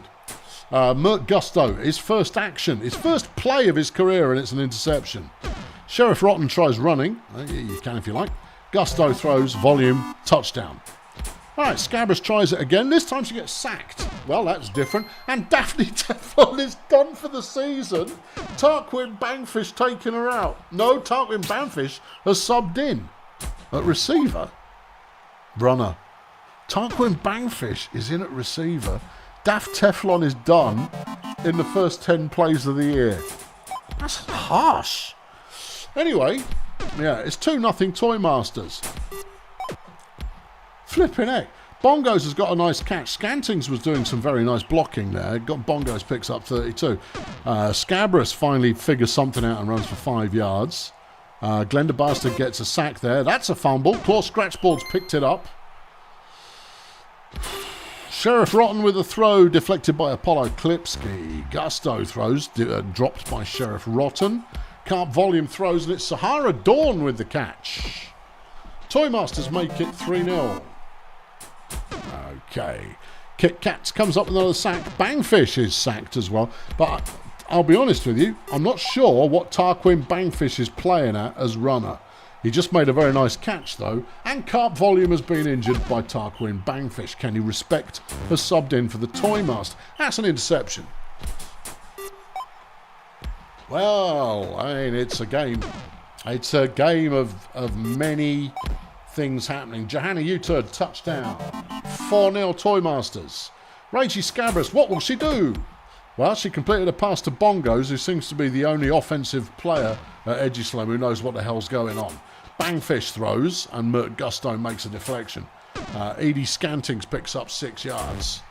That's a throw. It's a catch. It's a first down. Bangfish runs up the middle, imagining for a moment that he's Steve Morrie. He isn't. Or Capsicum Disco, and he's not Capsicum Disco either. Nope. 3 carries, 3 yards. It's not your move. I don't think it's your move there, Tarquin, but I'll be completely honest, you should not have been subbed in that position. The Sheriff runs for 5, is Gusto, and that's Sahara Dawn with another catch. A 43-yarder. Kenny Respect throws, Sahara again with another catch. Great block! I didn't see who threw the block there, but that freed Sahara up to get a touchdown as Bongos gets another catch. And everybody treads very carefully trying to tackle him. And that was Tarquin throwing an interception. Okay. Yeah, Sahara is on the move again. Current score 5-0. I say current because it's unlikely to stay that way. Sheriff Rotten throws deflected by Bangfish. Merc is running it and he's down. Merc Gusto's been beaten up by Tarquin Bangfish. Evelyn Propshaft is now subbed in. Righto, Bangfish is running it some more, and that's 5 yards. Edie Scantings, who has not done anything so far, doesn't do that. Mags Flingpony has been injured by Kit Kats. Scorpion Ring.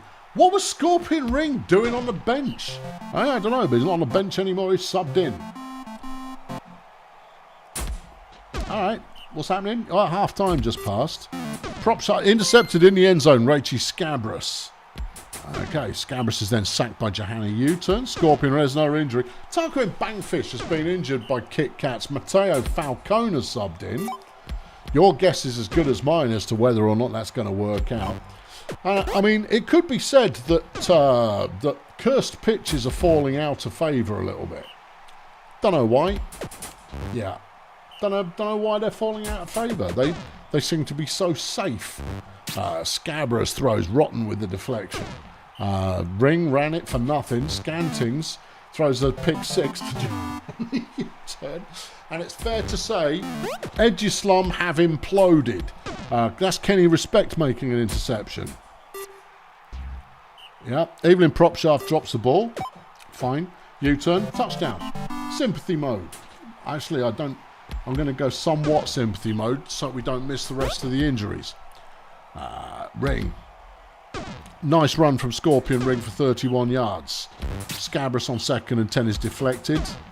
Ring runs nowhere on third. That's another injury. Analinguistic has been taken down by Kit Kats. Zimski Tabulator subbed in. Okay. There goes Sheriff Rotten on his best play of the game. He ran it for 28 yards. He's supposedly a thrower. Not in that. Sahara Dawn's been injured by Ron Bongos. Turk Ramjet has subbed in. That's intercepted. Kenny Respects picked off his third of the game. That's an injury. Claw Scratchboard has been injured by Zimski Tabulate. Lowbrow Charlotte has now subbed in. There's 18 plays left. I'm pretty sure there are 18 players left available to sub in. Okay, Ring throws a 5-yarder. Scabrous on second and 9. Don't know. Ring on third down. Nah. Sheriff Rotten throws, and it's Lowbrow Charlotte with the catch.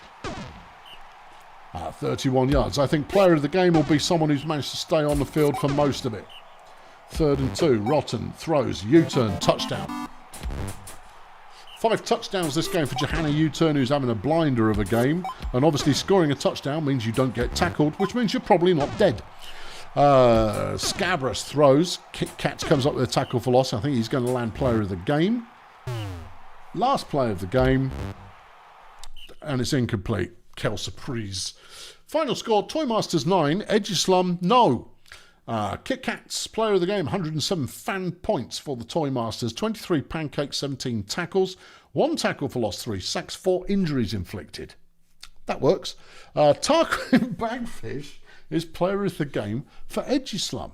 Minus 10 offensive points. Well, I think we saw that in action. But 36 on defence as he racked up 1 deflection and 2 injuries. Pancakes for Edgeslum. Mags Fling Pony with 18 before he got shoveled up and put in a wheelbarrow.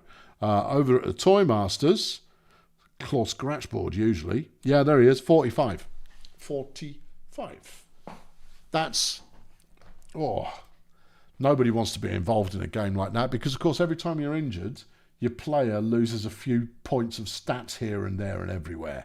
And so you end up weaker than when you went into it. Yeah. Okay, well, that happened. Yeah. Back to the top end. Sure. Sports Ball are taking on the Picks Creek Miners. Sports Ball, what's new? What's shaking?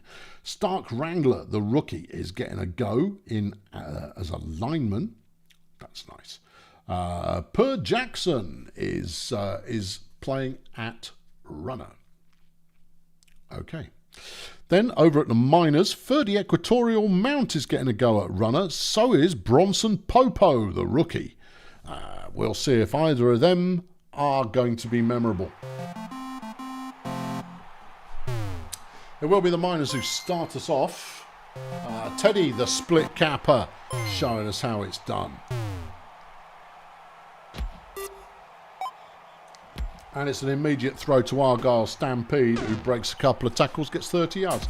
Equatorial Mount throws a short one to Popo, and Danny Diet's been injured by Pamela Mustard. Julio Alacarte subbed in. What? What? Julio Alacarte doesn't play for Sports Ball. What? What? Hang on. That's weird. Yeah, no. I'm seeing Julio Alacarte playing for Sports Ball.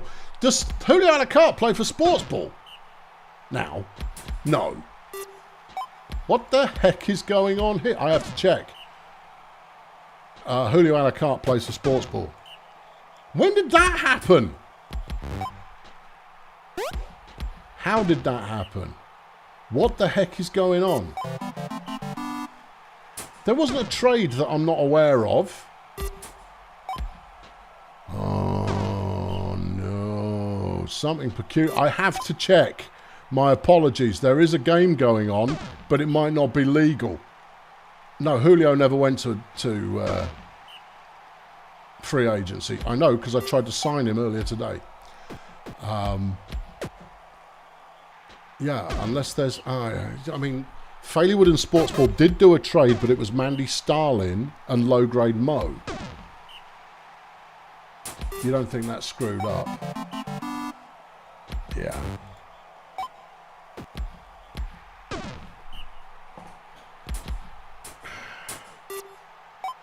Alright, that's weird. I don't know what... See, the thing is, I don't even know how that could have happened. Yeah. And also, I thought Crystal Lemonade played for Volcamoose. But I could be wrong on that one. I doubt it's a clone. Is it a clone? Is he playing for Failurewood as well? I might have to do a bit of technical interruptus. Yeah. Well, Julio just made a 10-yard run, so that's a thing that happened.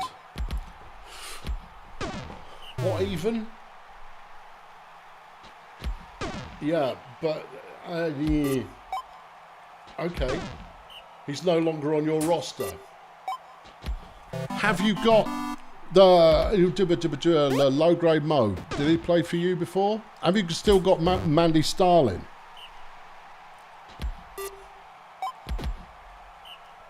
Because that would explain it. It would be a simple misclick on my part, but that's not the kind of misclick I usually make. Because I had to do all the trades manually. I could have done a misclick. You've still got Mandy Starlin. I did a misclick. I will make the transfer back again between games. You can't not have Julio on your team. Because he's an absolute game changer. Yeah, it's a misclick. I made a misclick when I manually did the trades. That's the only thing it can be. Yeah. Yeah. Chonk Olympics has been injured. Oh, okay. If there is an injury to Julio a la carte, I'm going to declare this week null and void.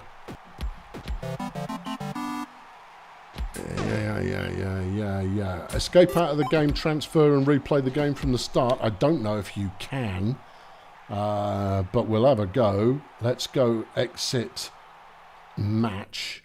Okay, we'll have a go. I've never done that before. No. All right, the trade was Mandy Starlin, low-grade Mo, Failurewood Sportsball. Right. There's Sportsball. Julio. I don't flipping think so, son.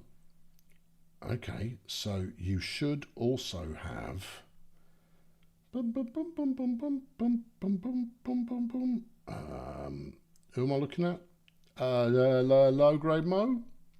Or the other one, Starlin.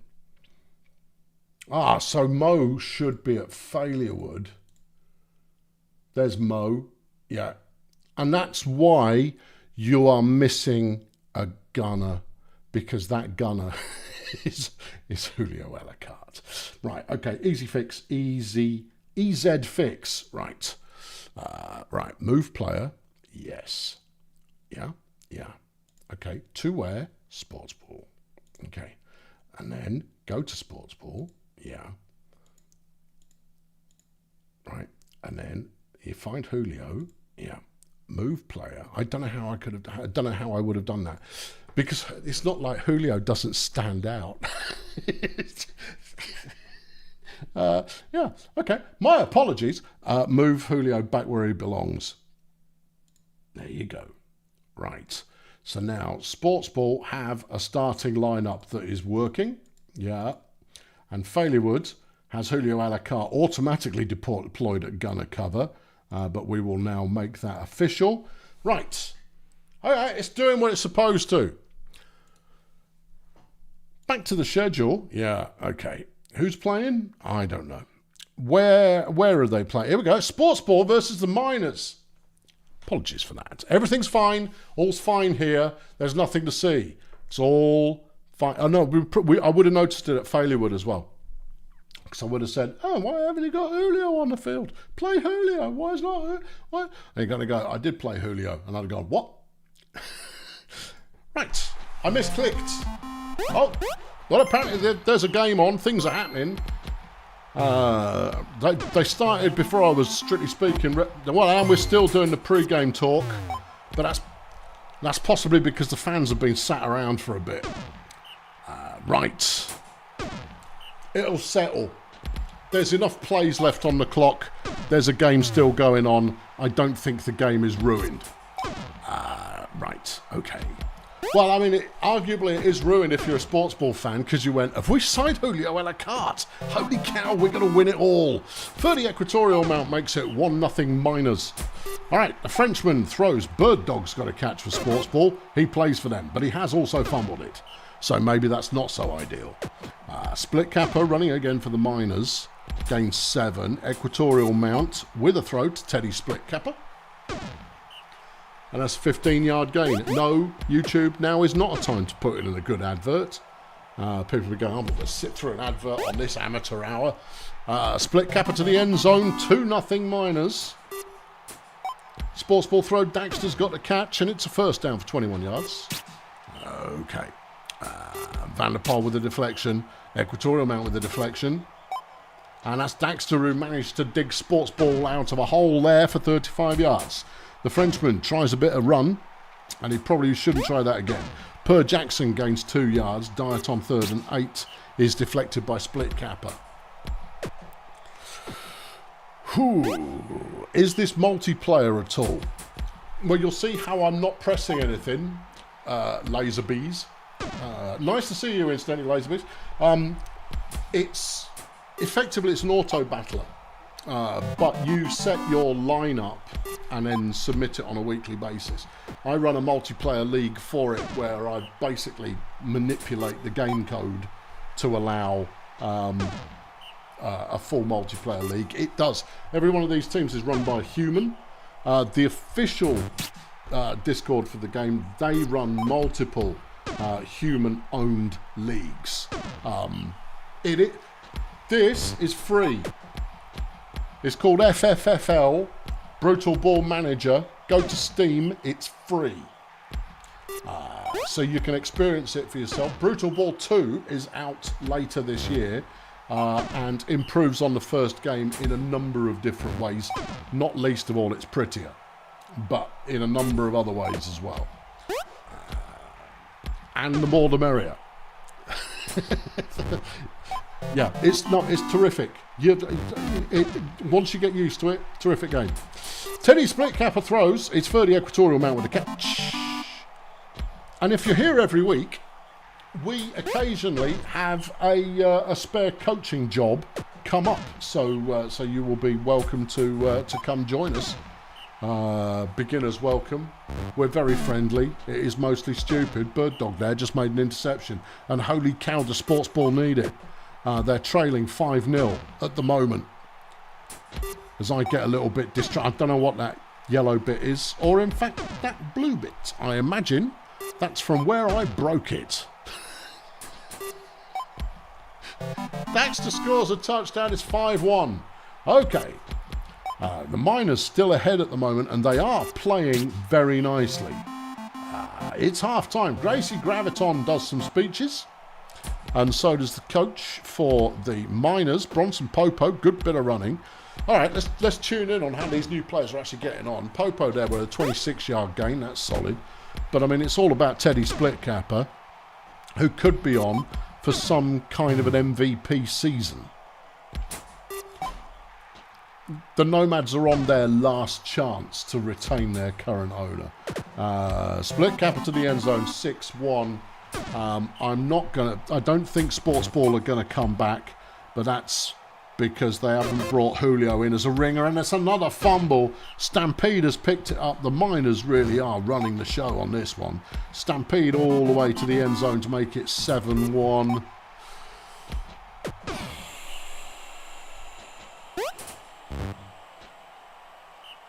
Crikey. Yeah. I mean, this is an experimental lineup that Sportsball have put in. And I think we can say, I mean, it's not, though. It's not that experimental. It's not that much out of the ordinary. But it just is not working. Craig Franklin coming up with another sack. And that's sympathy mode. Well, okay. You can't not put sympathy mode on when you've got a delta of 6 points. No. Split Cap has only got 91 yards in this game, but it feels like he's done so much more. I mean, he contributes on both sides of the ball when he's not at a massive weight disadvantage playing cover. Stampede's got another one. You reckon Stampede's player of the game? Unless it's a lineman who's done a bunch of sacking. Justine Vanderpoel with the touchdown to make it 9-1 with 1 quarter to go. Okay, Frenchman throws. Daxter with the catch for 23. Per Jackson running it, gains just 1. And that's Billy Shortstop having taken the ball away. It is little short of a catastrophe at Sportsball. Split Kappa catches for 32. Vanderpoel makes a catch. Equatorial Mount makes a catch. This is just brute force driving up the field as Split Kappa gets touchdown number 5 for the day. Thanks to 32 yards. Dearie me. Yeah. Bird Dog. He's trying, bless him, but he's not going to succeed. 6 plays remain. Bird Dog gets a touchdown. It seems like Julio would have been a great asset. I think Julio might have been kind of necessary. Yes. But even then, see, Julio works particularly well only in situations where where the coach is calling the right plays. I don't think he would have played all that well for Sportsball today. Final score, Picks Creek 10, Sportsball 2. Player of the game is Billy Shortstop. That's a surprise. 77 fan points for Picks Creek. 73 pancakes puts him in the lead for the pancake win of the week. 1 sack, 1 interception. Over at Sportsball, Bird Dog is number 1 with 57 fan points. 248 receiving, 1 touchdown, 14 tackles, 1 deflection, 1 interception. Pancakes at Sportsball is Chonk Olympics with only 18. At Picks Creek, no one's going to beat 73. No, but several of them tried. Craig Franklin did 42 and Pamela Mustard 36. Whew. Billy was in as an experiment. I think the experiment worked. Okay, right, good. Well, that's an unexpected result. Fire Chefs taking on the Beekeepers. Caldo couldn't be here this evening, but he's here with us in spirit. What's new at the Beekeepers? Two-Tone Capone is getting a start in the line to make 3 handsome-looking devils in the line there for the Beekeepers. Whereas at the Chefs, Jackie Mercury is getting a start alongside Kurt Plastic, Giovanni, etc. back after last season as well. Chad's playing as a blocker. Okay, fair play. And then Strongbad's in there as well alongside Anxiety Burger. Tristram Lawnmower is receiving. Is that normal? Alongside Buster Plower, who had that great first season. But we'll see how this turns out. It is a roaster of a day, so everyone's going to get tired pretty quickly. It's Giovanni, etc. for the Chefs, who does nothing on first down. Jackie Mercury throws. I'll do a game reset after this one, so we can get rid of all of the aspects. There goes Kurt Plastic on his first ever play, and he runs for 14. Giovanni now with a run, gains 2. Yeah. Plow. Big run from Buster Plow, and it's 46 yards for the touchdown. Hank Massive for the Beekeepers gains 5. Freemason throws, but it's deflected. Ethan Hogwash throws, but it's also deflected, and the Chefs are back on. Lawnmower makes a catch, breaks a tackle, makes a run, 25 yards. Jackie Mercury chucks that one, Ezra Custard with the deflection. Kurt's running again, and he's proving very hard to bring down. 15-yard gain. Giovanni can't do much with that one. Mercury on second and goal. Touchdown Lawnmower, 2-0 Chefs. There goes Hank again, and that's a first down. There goes Henchucker, and he's got the 16-yard gain. Henchucker, of course, taken out for most of the season last season after a season ender. Hank's running some more, and it's 14 more yards. O.T. Freemason with a middling throw for 7 yards. Ethan Hogwash evading danger to get to the 5-yard line. Beekeeper's still rolling. Hank to the end zone. Henchucker touchdown. Giovanni throws to Lawnmower, and it's 30 yards. Mercury completes to Lawnmower again, who breaks the tackle and picks up 25. Kurt, a 2-yard gain. They can't all be winners, Kurt, don't worry.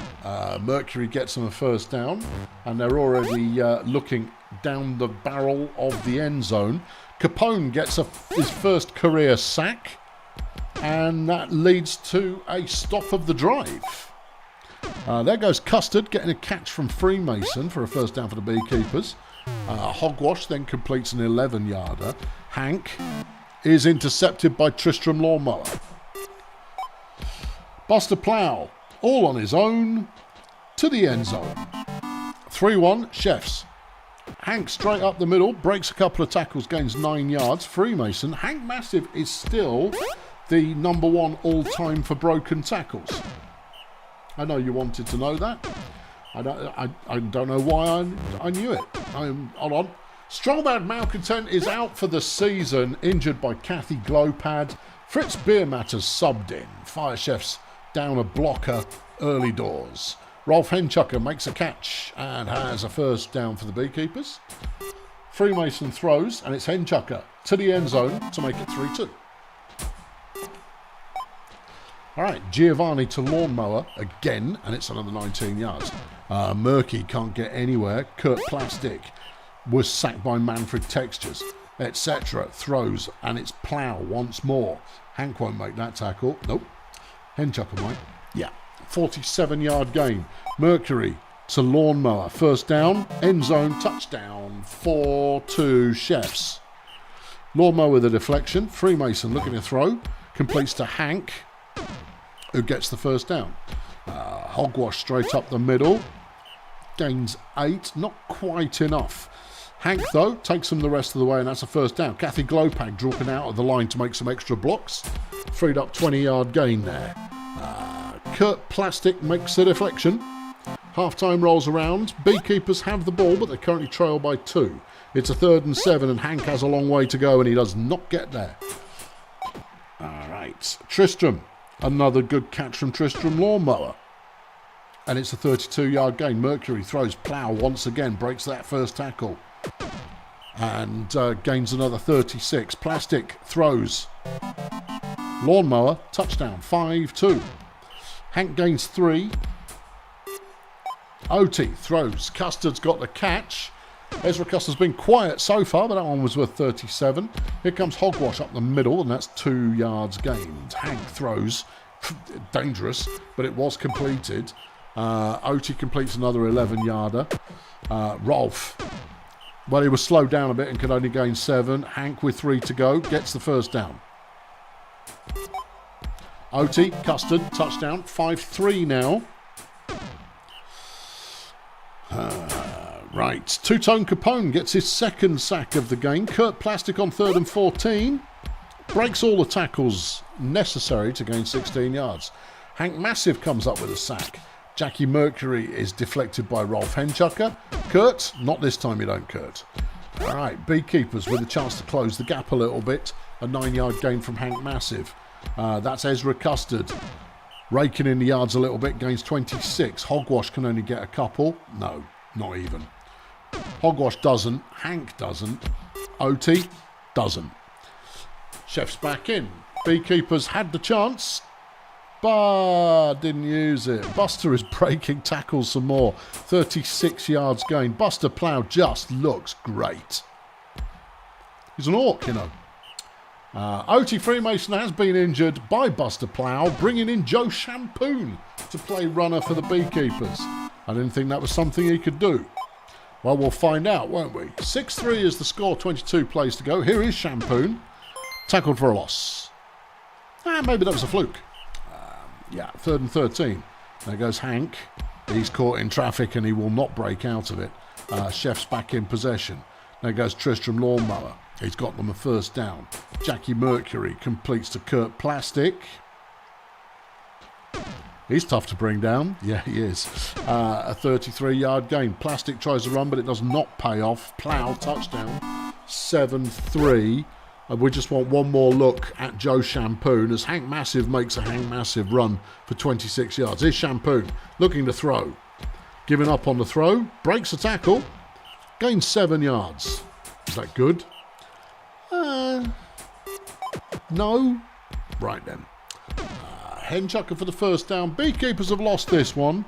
But I'm sure they'll figure out some moving pieces to try and get themselves moving forwards.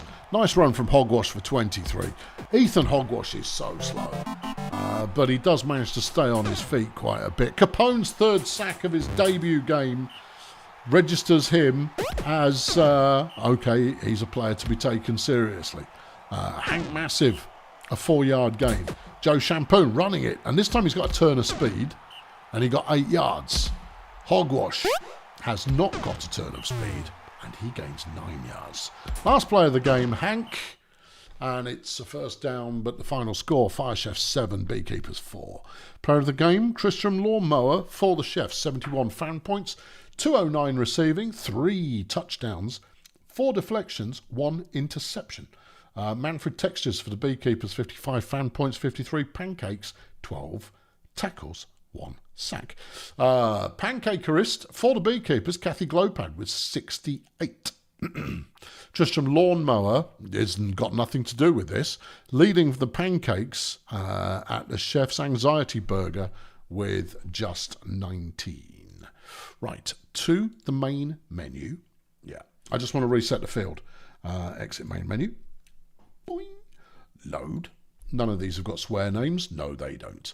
I mean, it depends if you see Quickie Test as being a swear name. It's not. It just implies that I was testing something quickly. The clue in the title. Right, to the schedule. Right, okay.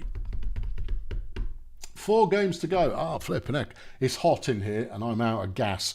The Minstrels are taking on the Bouncers on a cursed field. This could really bring out my evil side in claiming it. But who knows? I notice Vectrix doesn't get to play. No, you're not. I mean, you're not stupid. Mumsy Grimm is getting a go at the Minstrels. The rookie is having a spin. See if he's got any game. Dremon Windsock switches out to Gunner accordingly alongside Gillian Voidmonkey. At the Bouncers, Ung Volpino. I like Ung Volpino and I have a good vibe about him, even though he's an elf. Is getting a start at the Bouncers. I think Hillbilly Showtime is a new start in the line for them. And they signed Mulawab during the week. And Mulawab is quite the handful. What do you expect? I expect the Bouncers win because they've been a perennially strong team. But the Minstrels can score real quick when they choose to. Rocky Melons, of course, is back from last season's You're Out for the Year. What are you doing there? I'm pressing all kinds of buttons. How did I do that? I think you paused. Okay. I didn't mean to. 2nd and 9. Volpino for Blood Pit. Completes to Ramiro. Melons is looking to pass. Big heaving pass downfield. And it's caught by Pleasure Dome for 24. Gretel, lovely bit of running. And it's a touchdown for the Bouncers. Kermit Clinton completes to Dremon Windsock, who has a 28-yard first down. Randy Flappins, fantastically identifying the right side of the line to run to there, runs for 20. Paddy System with a sack. Void Monkey with a short catch. Here's Flappins on 3rd and 5, and it's not enough for the first down. Bounces back in. Volpino to verbose. And Muloab gets 20. Melons, a 5-yard gain. You have to say, you've got great confidence in playing Rocky Melons, who is an outstanding player. His first game back and it's on a cursed field. You just kind of go, I fear nothing. Nothing is feared, not by me. Muloab makes another catch, is worth 15. Blood Pit charging right now. And he's in the end zone to make it 2-0. Clinton throws, Void Monkey catches, but it's only 11. That is some close coverage from Ramiro. It's Ramiro, Pleasure Dome. That would do it. Mumsy Grimm sacked by Gretel will get fancy. Clinton throws. It's caught again. But Pleasure Dome is so good, he's right on it. Windsock managing to break away from cover gets the Minstrels to the 5. Clinton is sacked by Muloab. Flappins is through the line to the end zone. Touchdown Minstrels 2-1. Volpino throws. Pleasure Dome with the catch. Those two are all over each other. You would assume they were in a relationship if that were not some weird interspecies conglomeration that you really don't want to think about. So don't. Ramiro, Pleasure Dome, touchdown. Okay. 3-1. Randy Flappings. A nice run for the Minstrels. Gets a first down. Mumsy Grimm. A little bit off target there. Clinton is sacked by Hillbilly Showtime. Flappins with a throw is intercepted by Ramiro Pleasure Dome. Well, that was coming. Volpino completes to Ramiro, and that's 24 yards. Touchdown, Melons. Okay, 4-1 is the score. Blood Pit on the top at the moment, but the Minstrels look lively enough. They can put up some points. The main problem they've got is that their speediest receiver is being closely marked by arguably the best cover player in the game. It's a toss-up between Ramiro and Shandy Worthless, but there it is. Jillian Void Monkey gets the touchdown, having a step or two this time around. Gretel will get fancy with a first down. You got Flash Bandit to consider as well? Flash has been erratic for a couple of seasons, though, because he's never been played in kind of a consistent way. Volpino completes to Pleasure Dome for a first down. Melons.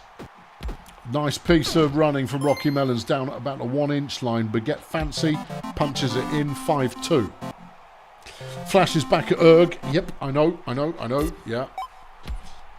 Void Monkey has a step once again and manages to get 36 on the pass. Flappins gains 2. Grimm. And this time Gillian is well clear and she'll go all the way to the house to make it 5-3. Volpino completes to Verbose. A 14-yard gain. Melons. A little short pass there and it's good for a first down. Baguette Fancy runs around the outside of the line. A halfling tried it on, didn't work. And that was an easy first down. Volpino gets another one. Volpino is good, yes. Is good. Flappins with a tackle for loss. Volpino completes another one to Pleasure Dome, but it's 3rd and 2. But Rocky manages to convert, and Baguette Fancy makes it 6-3. Right, Randy Flappins with a first down run. Gains 22. No injuries yet. Pleasure Dome's picked off his second of the game. Volpino throws. Pleasure Dome with a catch for 18. Melons. Still Melons. A 16-yard gain. 9 for 97. And Muloab makes it 7-3. And we're hitting the sympathy button. We'll go semi-sympathy on this one because I'm expecting violence. Quite why we've not had any. There it is. There's some violence. Yeah, I saw it. Paddy System has been taken out by Flint Savant. Hans Xanadu has subbed in for the Bouncers. Is that it? Yeah, I know. No big names. Can't be doing with big names. It's 8-3. 23 plays left in the game. The Minstrels are not in this one. Volpino completes a short one. Pleasure Dome gets another catch. He's pushing 200 yards receiving in the game. Volpino, man. Yeah, Volpino looks good. He does look very good. I might try and buy him. He's an elf. I won't try and buy him. Okay, Flappins runs for 18. And Ramiro has his third interception of the game. Can't throw it towards Ramiro Pleasure. No. He's really, really, really good at taking the ball off you if your accuracy is even a hair's breadth out of alignment. Void Monkey managing to get some space again, gains another 42 yards. She's actually had relatively good performance in this one with over 220 in receiving in the game, but has been so closely marked by Pleasure Dome. Gillian Void Monkey touchdown. And Gretel Baguette Fancy will round out the game. Final score, Blood Pit 10, Minstrels 4. Player of the game, Gretel Baguette Fancy for the Bouncers. Really? Ramiro must have really screwed up somewhere. Maybe his pass coverage... he got 10 tackles. His tackling wasn't all that bad. Whatever. Baguette Fancy's player of the game, 78 fan points for the Bouncers, with 100-plus assorted offensive yards, 7 touchdowns, 2 sacks. Gillian Void Monkey for the Minstrels gets player of the game. Absolutely no defensive contribution, but 250 yards receiving and 3 touchdowns. Pancakes for the Minstrels. Pretty sure, yep, Norman Speedboat with 48. Whereas at the Bouncers, Peter Brickwall, who else? 53. Whew. Right. 2 games to 3 games. Oh, I'm so tired. 3 games to go. Steganotts are taking on Failurewood.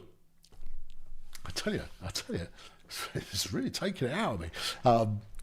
Not least of all because, we're already at the usual kind of runtime due to having to restart a game, but hey-ho. Oh, and you're introducing the teams in more depth. Yes. Steganotts are starting Skips Poughkeepsie at runner number 3, alongside Failure and Flounce Frenzy. Santino, obviously, is still in the line. He is Hate Blender is getting a start. He's had 1 or 2 starts, and it's kind of worked. Over on Failurewood, Sonny D, the rookie, is getting a start there as well. And Julio Alicarte, who is not a traded-in player, is alongside low-grade Mo. Let us see what we see. Yeah, Failurewood will be starting with the ball, and Toe Beans. Thanks, Borg. Has chucked 25 crowns in the bucket. I'm doing great. Am I though? It's chaotic. Sonny D with a throw, and it's complete. That's always good. Your first career throw not picked off. Wheel spin gold is complete to Sonny D, who half breaks a tackle and gets a couple of yards. Toe Beans to Mo is worth 9. D throws to wheel spin, and that's an 8-yarder. Wheel spin is sacked by Gendrich Grippy. 3rd and 3, and Beans cannot convert. Poughkeepsie, first play, 2 yards. Flounce Frenzy is deflected by Mo. Failure has to break the tackles. Didn't quite get there. Back to Failurewood again. Julio has to do a lot of messing around there as Still Milkshake is injured by Georgie Cones, bringing Alejandro Klutz into the lineup for Failurewood in as a lineman. Well, I mean, it's a bold move. Yeah. Right, Poughkeepsie with a bad throw on 3rd and 2, and Failurewood are back in possession. Neither team scoring so far. Neither team particularly moving the ball so far. That'll do it, though. Yeah. Julio Alicarte with a first down. Beans throwing again. Picks out Mo. Nice moves from Mo to get the touchdown. 1-0 Failurewood. Flounce Frenzy is deflected by President Scroob. Ulysses Failure throws, and it's a short game. Not enough for the first down. Failurewood are back in possession. Sonny D sacked again by Grippy. Wheel spin only 1 yard, and we're back to Steganotts. Alejandro Klutz has been taken out. Oh, so soon by Georgie Cones. Urrgmelonflex Blabber has subbed in for Failurewood. As Grippy got a first down catch that was 40-odd yards, and Failure's got them down to the 1-yard line. The Steganotts look like breaking the 0. Maybe. Failure on 3rd and 1. Touchdown, Helmet Cenobite. 1-all. Okay, Sonny D throws on a 2nd and 10 and throws to Julio. And it worked. 29 yards. Wheel spin gold completes to Julio. who is now leaving. 43-yard gain. Toe beans to the end zone. Julio a la carte, touchdown. Poughkeepsie runs for 1. There goes Flounce Frenzy worth 10 yards. And it's Ulysses Failure running it back the other way for the Steganauts. Breaking tackles late as well. A 38-yard gain. Poughkeepsie does nothing with that one. Flounce Frenzy to Cenobite. Has the first down, a 16-yard gain. Ulysses Failure is brought down heavily by Will Spin Gold. 3rd and 10 for the Steganauts. And Cenobite was open enough to make it 2-all. Okay. Julio's got a catch, look. Again. 38-yard gain for Julio a la carte. Sonny D is sacked once more. Georgie Cohn's coming in to take him down. Beans throws one to the middle of nowhere and halftime rolls around. And it's 2-all. Poughkeepsie runs, gets 1 yard. Not yet Skips. I don't think Skips is quite there yet. Cenobite catches a 30-yarder. Failure runs for 4. Poughkeepsie again is deflected by Beans. Flounce Frenzy completes to Cenobite. 23-yard gain. Failure is caught by Grippy. Grippy now with the ball again is inside the 5 to the end zone. Touchdown. Steganauts take the lead for the first time, 3-2. Toe Beans is... hold on, he is Hate Blender, has been injured by Toe Beans. You wouldn't have thought that was likely. Painful Grinding has subbed in for the Steganauts. Okay. No. Maybe. Who does he play for? The Steganauts. Yeah. All right. Anyway, Failurewood didn't score on that drive. And Ulysses Failure continues to be a troubling... Is Hate Blender a bust? Yes. His brutality has not yielded enough injuries, and the rest of his stats are mediocre at best. So he just doesn't do anything, which is it's a real shame, because he could have been the most terrifying player in the entire league. Arguably, he still is. Anyway, Failurewood just fumbled it. Poughkeepsie's recovered, didn't quite take it all the way to the end zone, and then Mo's made a pick off in the end zone. Low-grade Mo has been a good player for multiple seasons, and it's a really good pickup by Failurewood to partner with Julio. I can't fault that as a choice, even slightly. Toe Beans is looking pretty solid as well. Wheel spin, throws. Julio's got a catch, but it's only 3 yards. Beans up the middle, touchdown, 3-all. Okay, Flounce Frenzy, managing to avoid trouble, gets a good first down, 21 yards gained, but I mean that's the first time she's done any meaningful running in this one. Poughkeepsie's also getting a run as well, that's 12 yards. Looks like the defence has softened a little. It can't just be not blabber though, no, there'll be more to it than that. Anyway, Mo's made an interception. His second of the game. At a crucial point in the match that might actually make a big difference. 14 plays left. Failurewood have possession. Sonny D is sacked again by Gendrich Grippy. Wheel spin though, throws to Julio, who has the go-ahead score. 11 plays left. Poughkeepsie to Flounce Frenzy. Good play. The Steganauts getting an instant first down. 2nd and 10. Failure throws to Grippy, and that will be a chunk of yards. 29. Poughkeepsie up the middle, getting good blocks. Gains 10.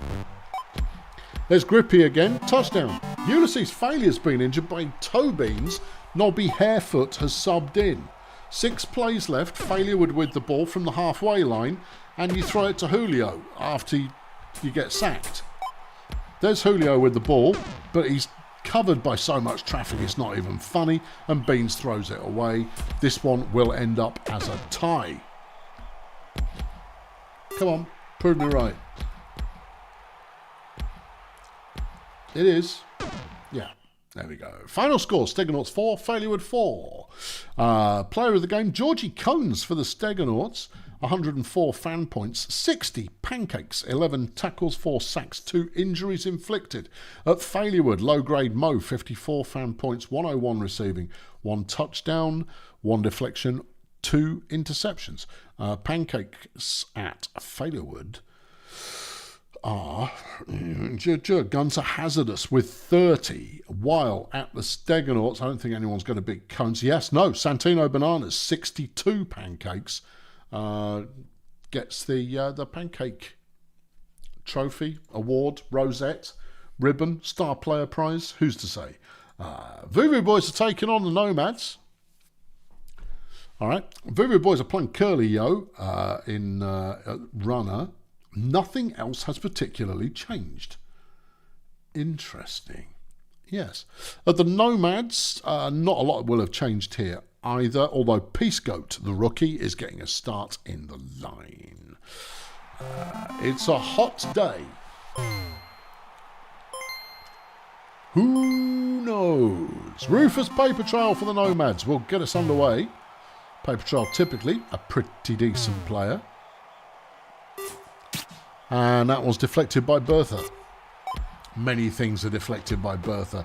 Ezekiel Zamboni has got that, but Crotch Dangle Flag has been injured by Sir and or Madam. Kim Selector has subbed in for the Nomads. Well, what would... Was Sir and or Madam wasn't playing Gunner, surely? It doesn't really matter. Kim's playing Gunner, and that's where you want her. Zamboni to the end zone. Touchdown, Nomads 1-0. Okay, Vincent Rimshot, no moves. 3rd and 9, Bambi turnoff is deflected by Zamboni, and we're back to the Nomads. Selector with the catch gets a first down is Chaka Khan, and that's Kim again, another 15 yards. Cole Warehouse to Kim Selector, touchdown. Okay. All right, Curly Yo up the middle for 2 yards. 3rd and 3, Bambi completes that one to Gonzalo Laurie, who breaks off for a 24-yard gain. That one is deflected by Kim. Yo throws it, and it's Raccoon with the catch. And that's a good 29 yards. Turnoff throws Laurie, touchdown. And that's some fast play from the Voodoo Boys, and that's not something we've seen recently. Raccoon with the deflection. Warehouse chucks it. Yo with the deflection. And the Voodoo Boys are back on again and get an immediate first down from Rimshot. Yo is sacked by Vortex. Turnoff throws to Rimshot, and it gets a 3rd and 5. Rimshot throws. Laurie with the catch. Breaks a tackle. First down on the 1.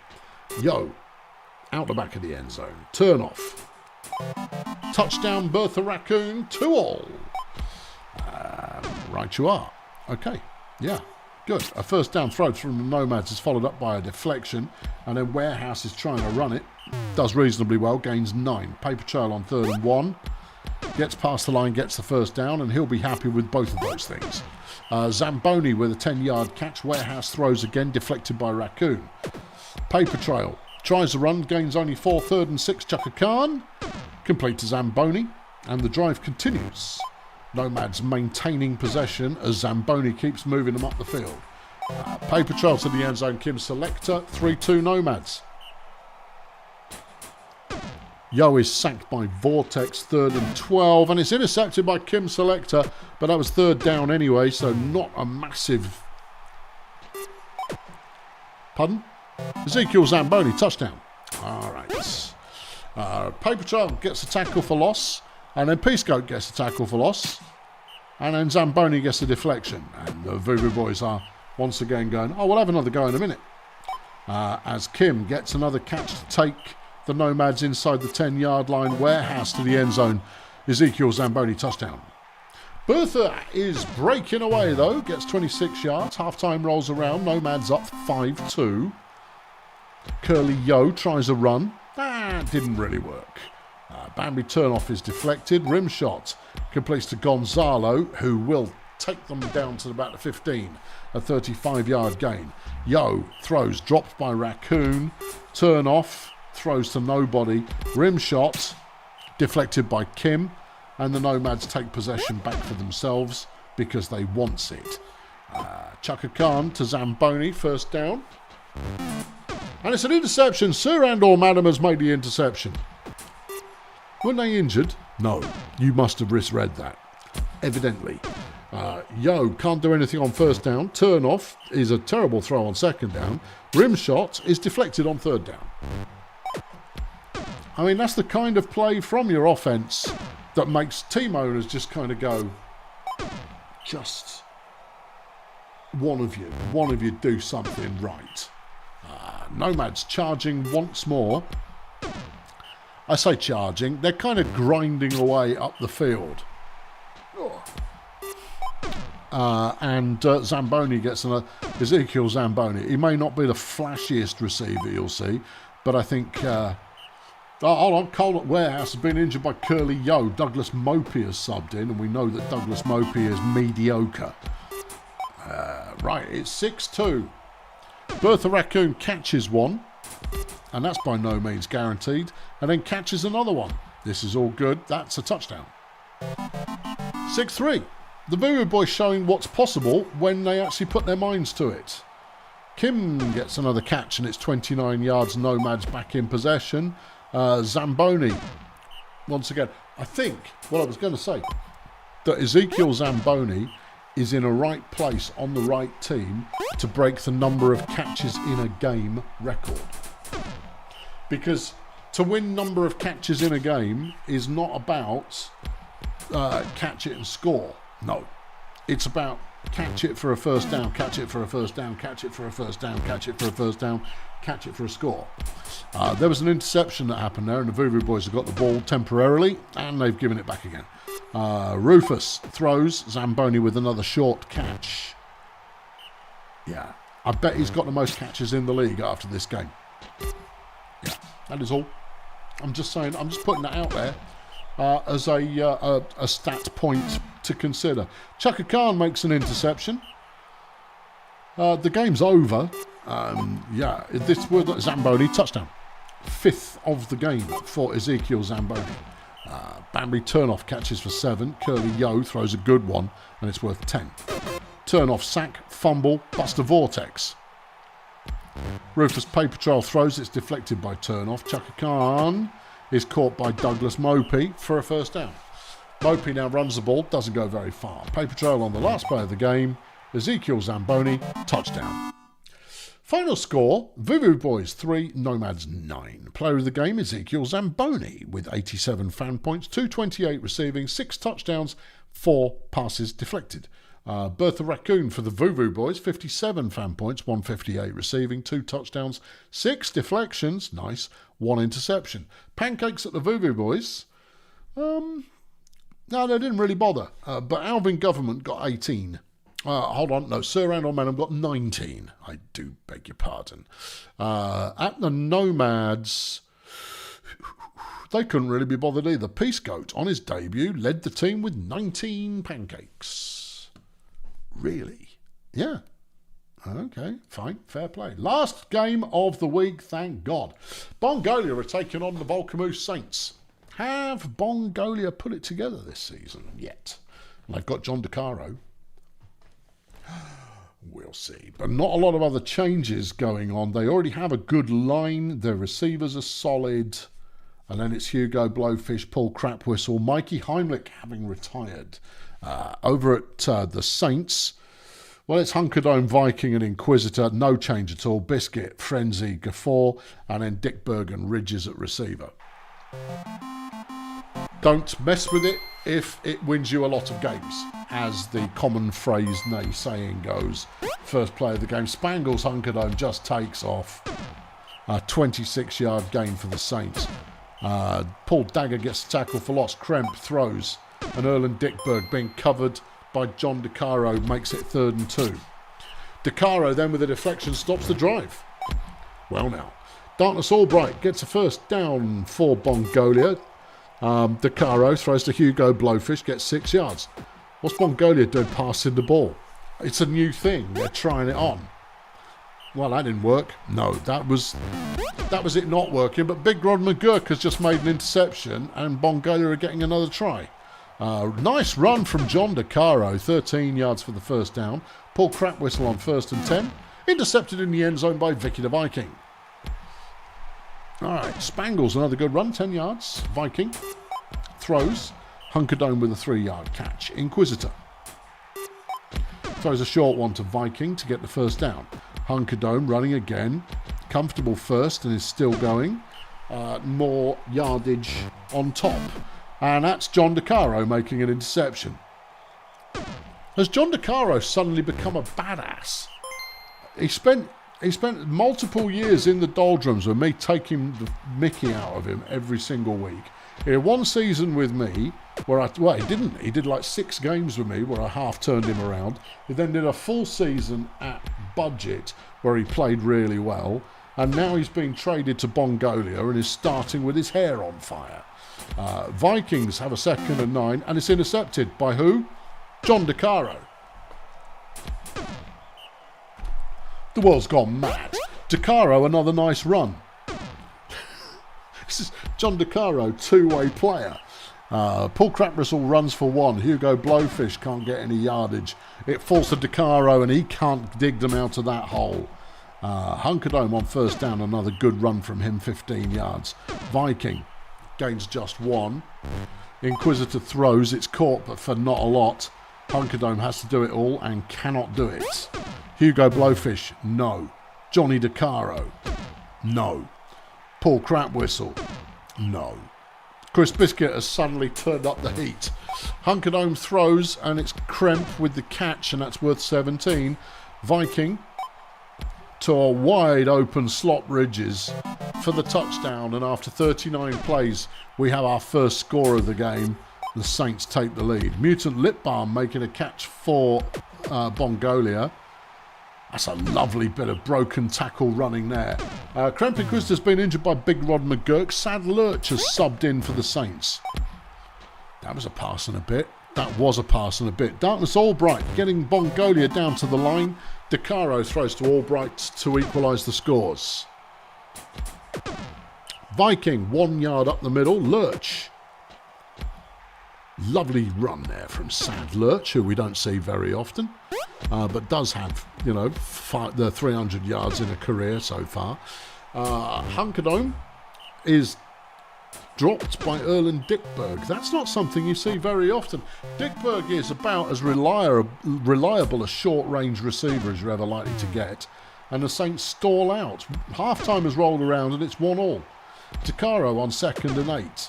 Gets them close. 3rd and 2. Crapwhistle. No. Hunkerdome is by far the most effective offensive player on the field in the game so far today. 3rd and 6. Lurch can't do it. Back to Mongolia. Deflected by Dickberg. DeCaro caught by Blowfish, who gets the 1st down, and the Sea Raiders move upfield. And there goes Darkness Albright for 29 yards. Blowfish is sacked by Lurch. DeCaro. Mutant Lip Balm drops the ball, and that was almost a surefire touchdown as Crapwhistle does nothing. And right now he is the weak link in the Mongolia starting 3. Hunkerdome runs 32. Viking, not a lot there. Lurch on 2nd and 8. Can't find an open receiver, but the scramble gets them a 1st down. Hunkerdome goes nowhere. Viking passes, and it's caught for 4. Lurch on 3rd and 5. Caught by Dickberg, who will get the 1st down this time, 20 yards. Hunkerdome runs to the end zone, 2-1 Saints. And then Dickberg's made an interception and he's got an open lane all the way back. 3-1 Saints. And just like that, Volcamoose are well and truly in charge. Darkness Albright, a 17-yard catch from the pass from DeCaro. Albright with another good catch, and a further 21 yards gained. Blowfish doesn't do much. DeCaro, well off target. 3rd and 10. Crapwhistle chooses now to turn on a good play, and it's 22 yards. Blowfish sacked by Chris Biscuit. Here is DeCaro again. It's complete, giving him a 3rd and 5. And this time Crapwhistle cannot convert, and that probably snuffs out the hopes and dreams of the Sea Raider nation, if they are in fact a nation. Lurch, lovely run with some good assisting blocking from Sad Lurch to go 26 yards. Hunkerdome gets 8. Viking snuffed up at the line there. I'm not entirely sure you can be snuffed up, but that's what it looks like in case you're wondering. Hunkerdome with the throw. Ridges is open. 4-1 Volcamoose, and they will win this one. That was a very interesting matchup to begin with. Both teams just slugging it out there. But the changing game plan at half-time clearly giving Volkamoose a dimension to their offense that has paid some dividends. Thank you. That sounded like, actual informed and erudite commentary for the first time in today's show. You are welcome. I like to demonstrate that it is still possible once in a while. Pull crap whistle to Darkness Albright, first down, game's over. Volkamoose 4, Sea Raiders 1. Player of the game is Chris Biscuit. Who else? 43 pancakes, 19 tackles, 3 sacks for the Saints. Whereas at Bongolia, John DeCaro with 59 fan points, 109 passing, 1 touchdown, 1 deflection, 2 interceptions. Pancakes for Bongolia, 40 for Big Rod McGurk. Whereas at the Saints, it's Chris Biscuit, it has to be. It's Chris Biscuit with 43. Okay. A bounty has been awarded to Sorry, I'm knackered. Bounty has been awarded to Stardozer against Colonel Space Agency. Cough Zerma, Coffin Faces, Kelvin Datebook. A coughing team is being put together by the Colonel Space Agency. Brother Kane, are you around? Pretty sure I saw you around earlier. Pretty sure. Either way, you got a bounty opportunity. Yeah. Here we go. Coughs. Right. Thank you. Yep. Boink. Good choice. Grant Auto Group's coach Toby Vandalism would like to spend £500 hiring a counsellor to improve the character of the players. It works, Borg. I can see your comment there as well. Yep. Yeah. Mike, what do you reckon? I think it's probably a yes. Typically, it would be a yes, but we assume nothing.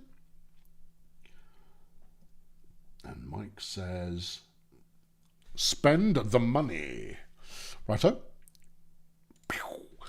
Meanwhile, at the Toy Masters, Bubba Jiggles won't play unless you pay him more. He wants an increase from 149 up to 189. I think Bubba Jiggles has got the kind of opportunity to be a starting player that is interesting. But Wolfgang, what do you say? What do you think? What do you reckon? It's only 189. I mean, if it doesn't break 200, who cares? That's my motto. That said, I have got the most expensive player in the league, so what do I know about anything? Pay him. Good choice. Yeah, I mean, he's a good player. So, I mean, that makes sense. All right, here you go. Training in the first time out. The Fire Chef's Kurt Plastic has immediately improved. A rookie improving after his first game. Edgeslum Tarquin Bangfish has also improved, but I believe he got injured in that game, so that's anybody's guess. At Port Miggins, Kemsteki Jasson has done a bit of training. Grazer Ridge sees Zenith Dark improve. Kazda Mug has improved at Edgeslum as well. Greebly Dog End at the Sunshine Fun Bus has done a bit of training. Tic Tac 2 has improved at Lingo Blend. Whereas at Urrgmelonflex, Flo Uzi has gained some points thanks to some help from the team staff. Skips Poughkeepsie has made everybody happy at the Steganauts, improving the team's appeal by 1, while Norman Speedboat has hacked everybody off at the Minstrels. Stardozer have put a bounty on Koff Zerma, while Toby Vandalism has hired a counsellor to sort out his millennials. Clacton Express has improved greed. Dick Frisbee is more loyal. Whitey Hart is more dedicated. Hoodie Mafia, more reliable. Evan Car Chaser has got better acceptance. Exorcism Fry has got improved morale. And Tiger Styles is a better leader. Bubba Jiggles gets a £40 a week pay rise. And Lars Inkface at the Chefs has helped Jackie Mercury do a bit of training. That's interesting because Jack Mercury was already good. And that's all the training that is fit to report. Players of the week. Well, bring it back. Thank you. Right. Pass deflections. Gibby Love handles at the Ov City Axemen with 7. Tackles for loss. Poke Lorenz. Red Star Pathfinders 3. Sacks, it's Johnny Appetite at Urrgmelonflex. Interceptions, Kenny Respect got 3 at the Toy Masters, while Steve Morrie was the first to get 19 tackles for BDP. Defensive Player of the Week, Kit Kats at the Toy Masters. Pancakes, Mikey Power Tools for the Port Meggage Pirates got 74. Receiving yards, rookie Donny Tix with 433 at Peninsula Transport. Jovial Impairment at Shady Palms, 218 rushing yards, while Joe Yo-Yo at Peninsula Transport, 345 passing. Donny Tix, 433 total yards of the week. Koff Zerma, however, is Offensive Player of the Week, but not mentioned yet. The overall Player of the Week was Julio Lobster. No kidding. No kidding has been done. Next week, what have we got? Well, hold on, let's have a look at the standings just to see if there's anything that stands out, other than the fact that Bombastic are the best division in the entire league. But we knew that. The Smooth, every team is looking for a win. Okay. The Zesty, almost every team are looking for a win. In the Sloganator, half the teams are looking for a win. And in Battle Plan, only a quarter of the teams are looking for a win. Bombastic, everybody's found a win already. In the Wood Chipper, 3/4 of the teams are looking for a win. In Whoop Whoop, 3/4 of the teams are looking for a win. While as in Reduced, half the teams are looking for a win. That's the summary right there. Next week, what do we got? Looks to me like it's the first divisional matchups of the season. All the usual grudges will be happening. I've been Colonel Failure. Thank you very much for tuning in.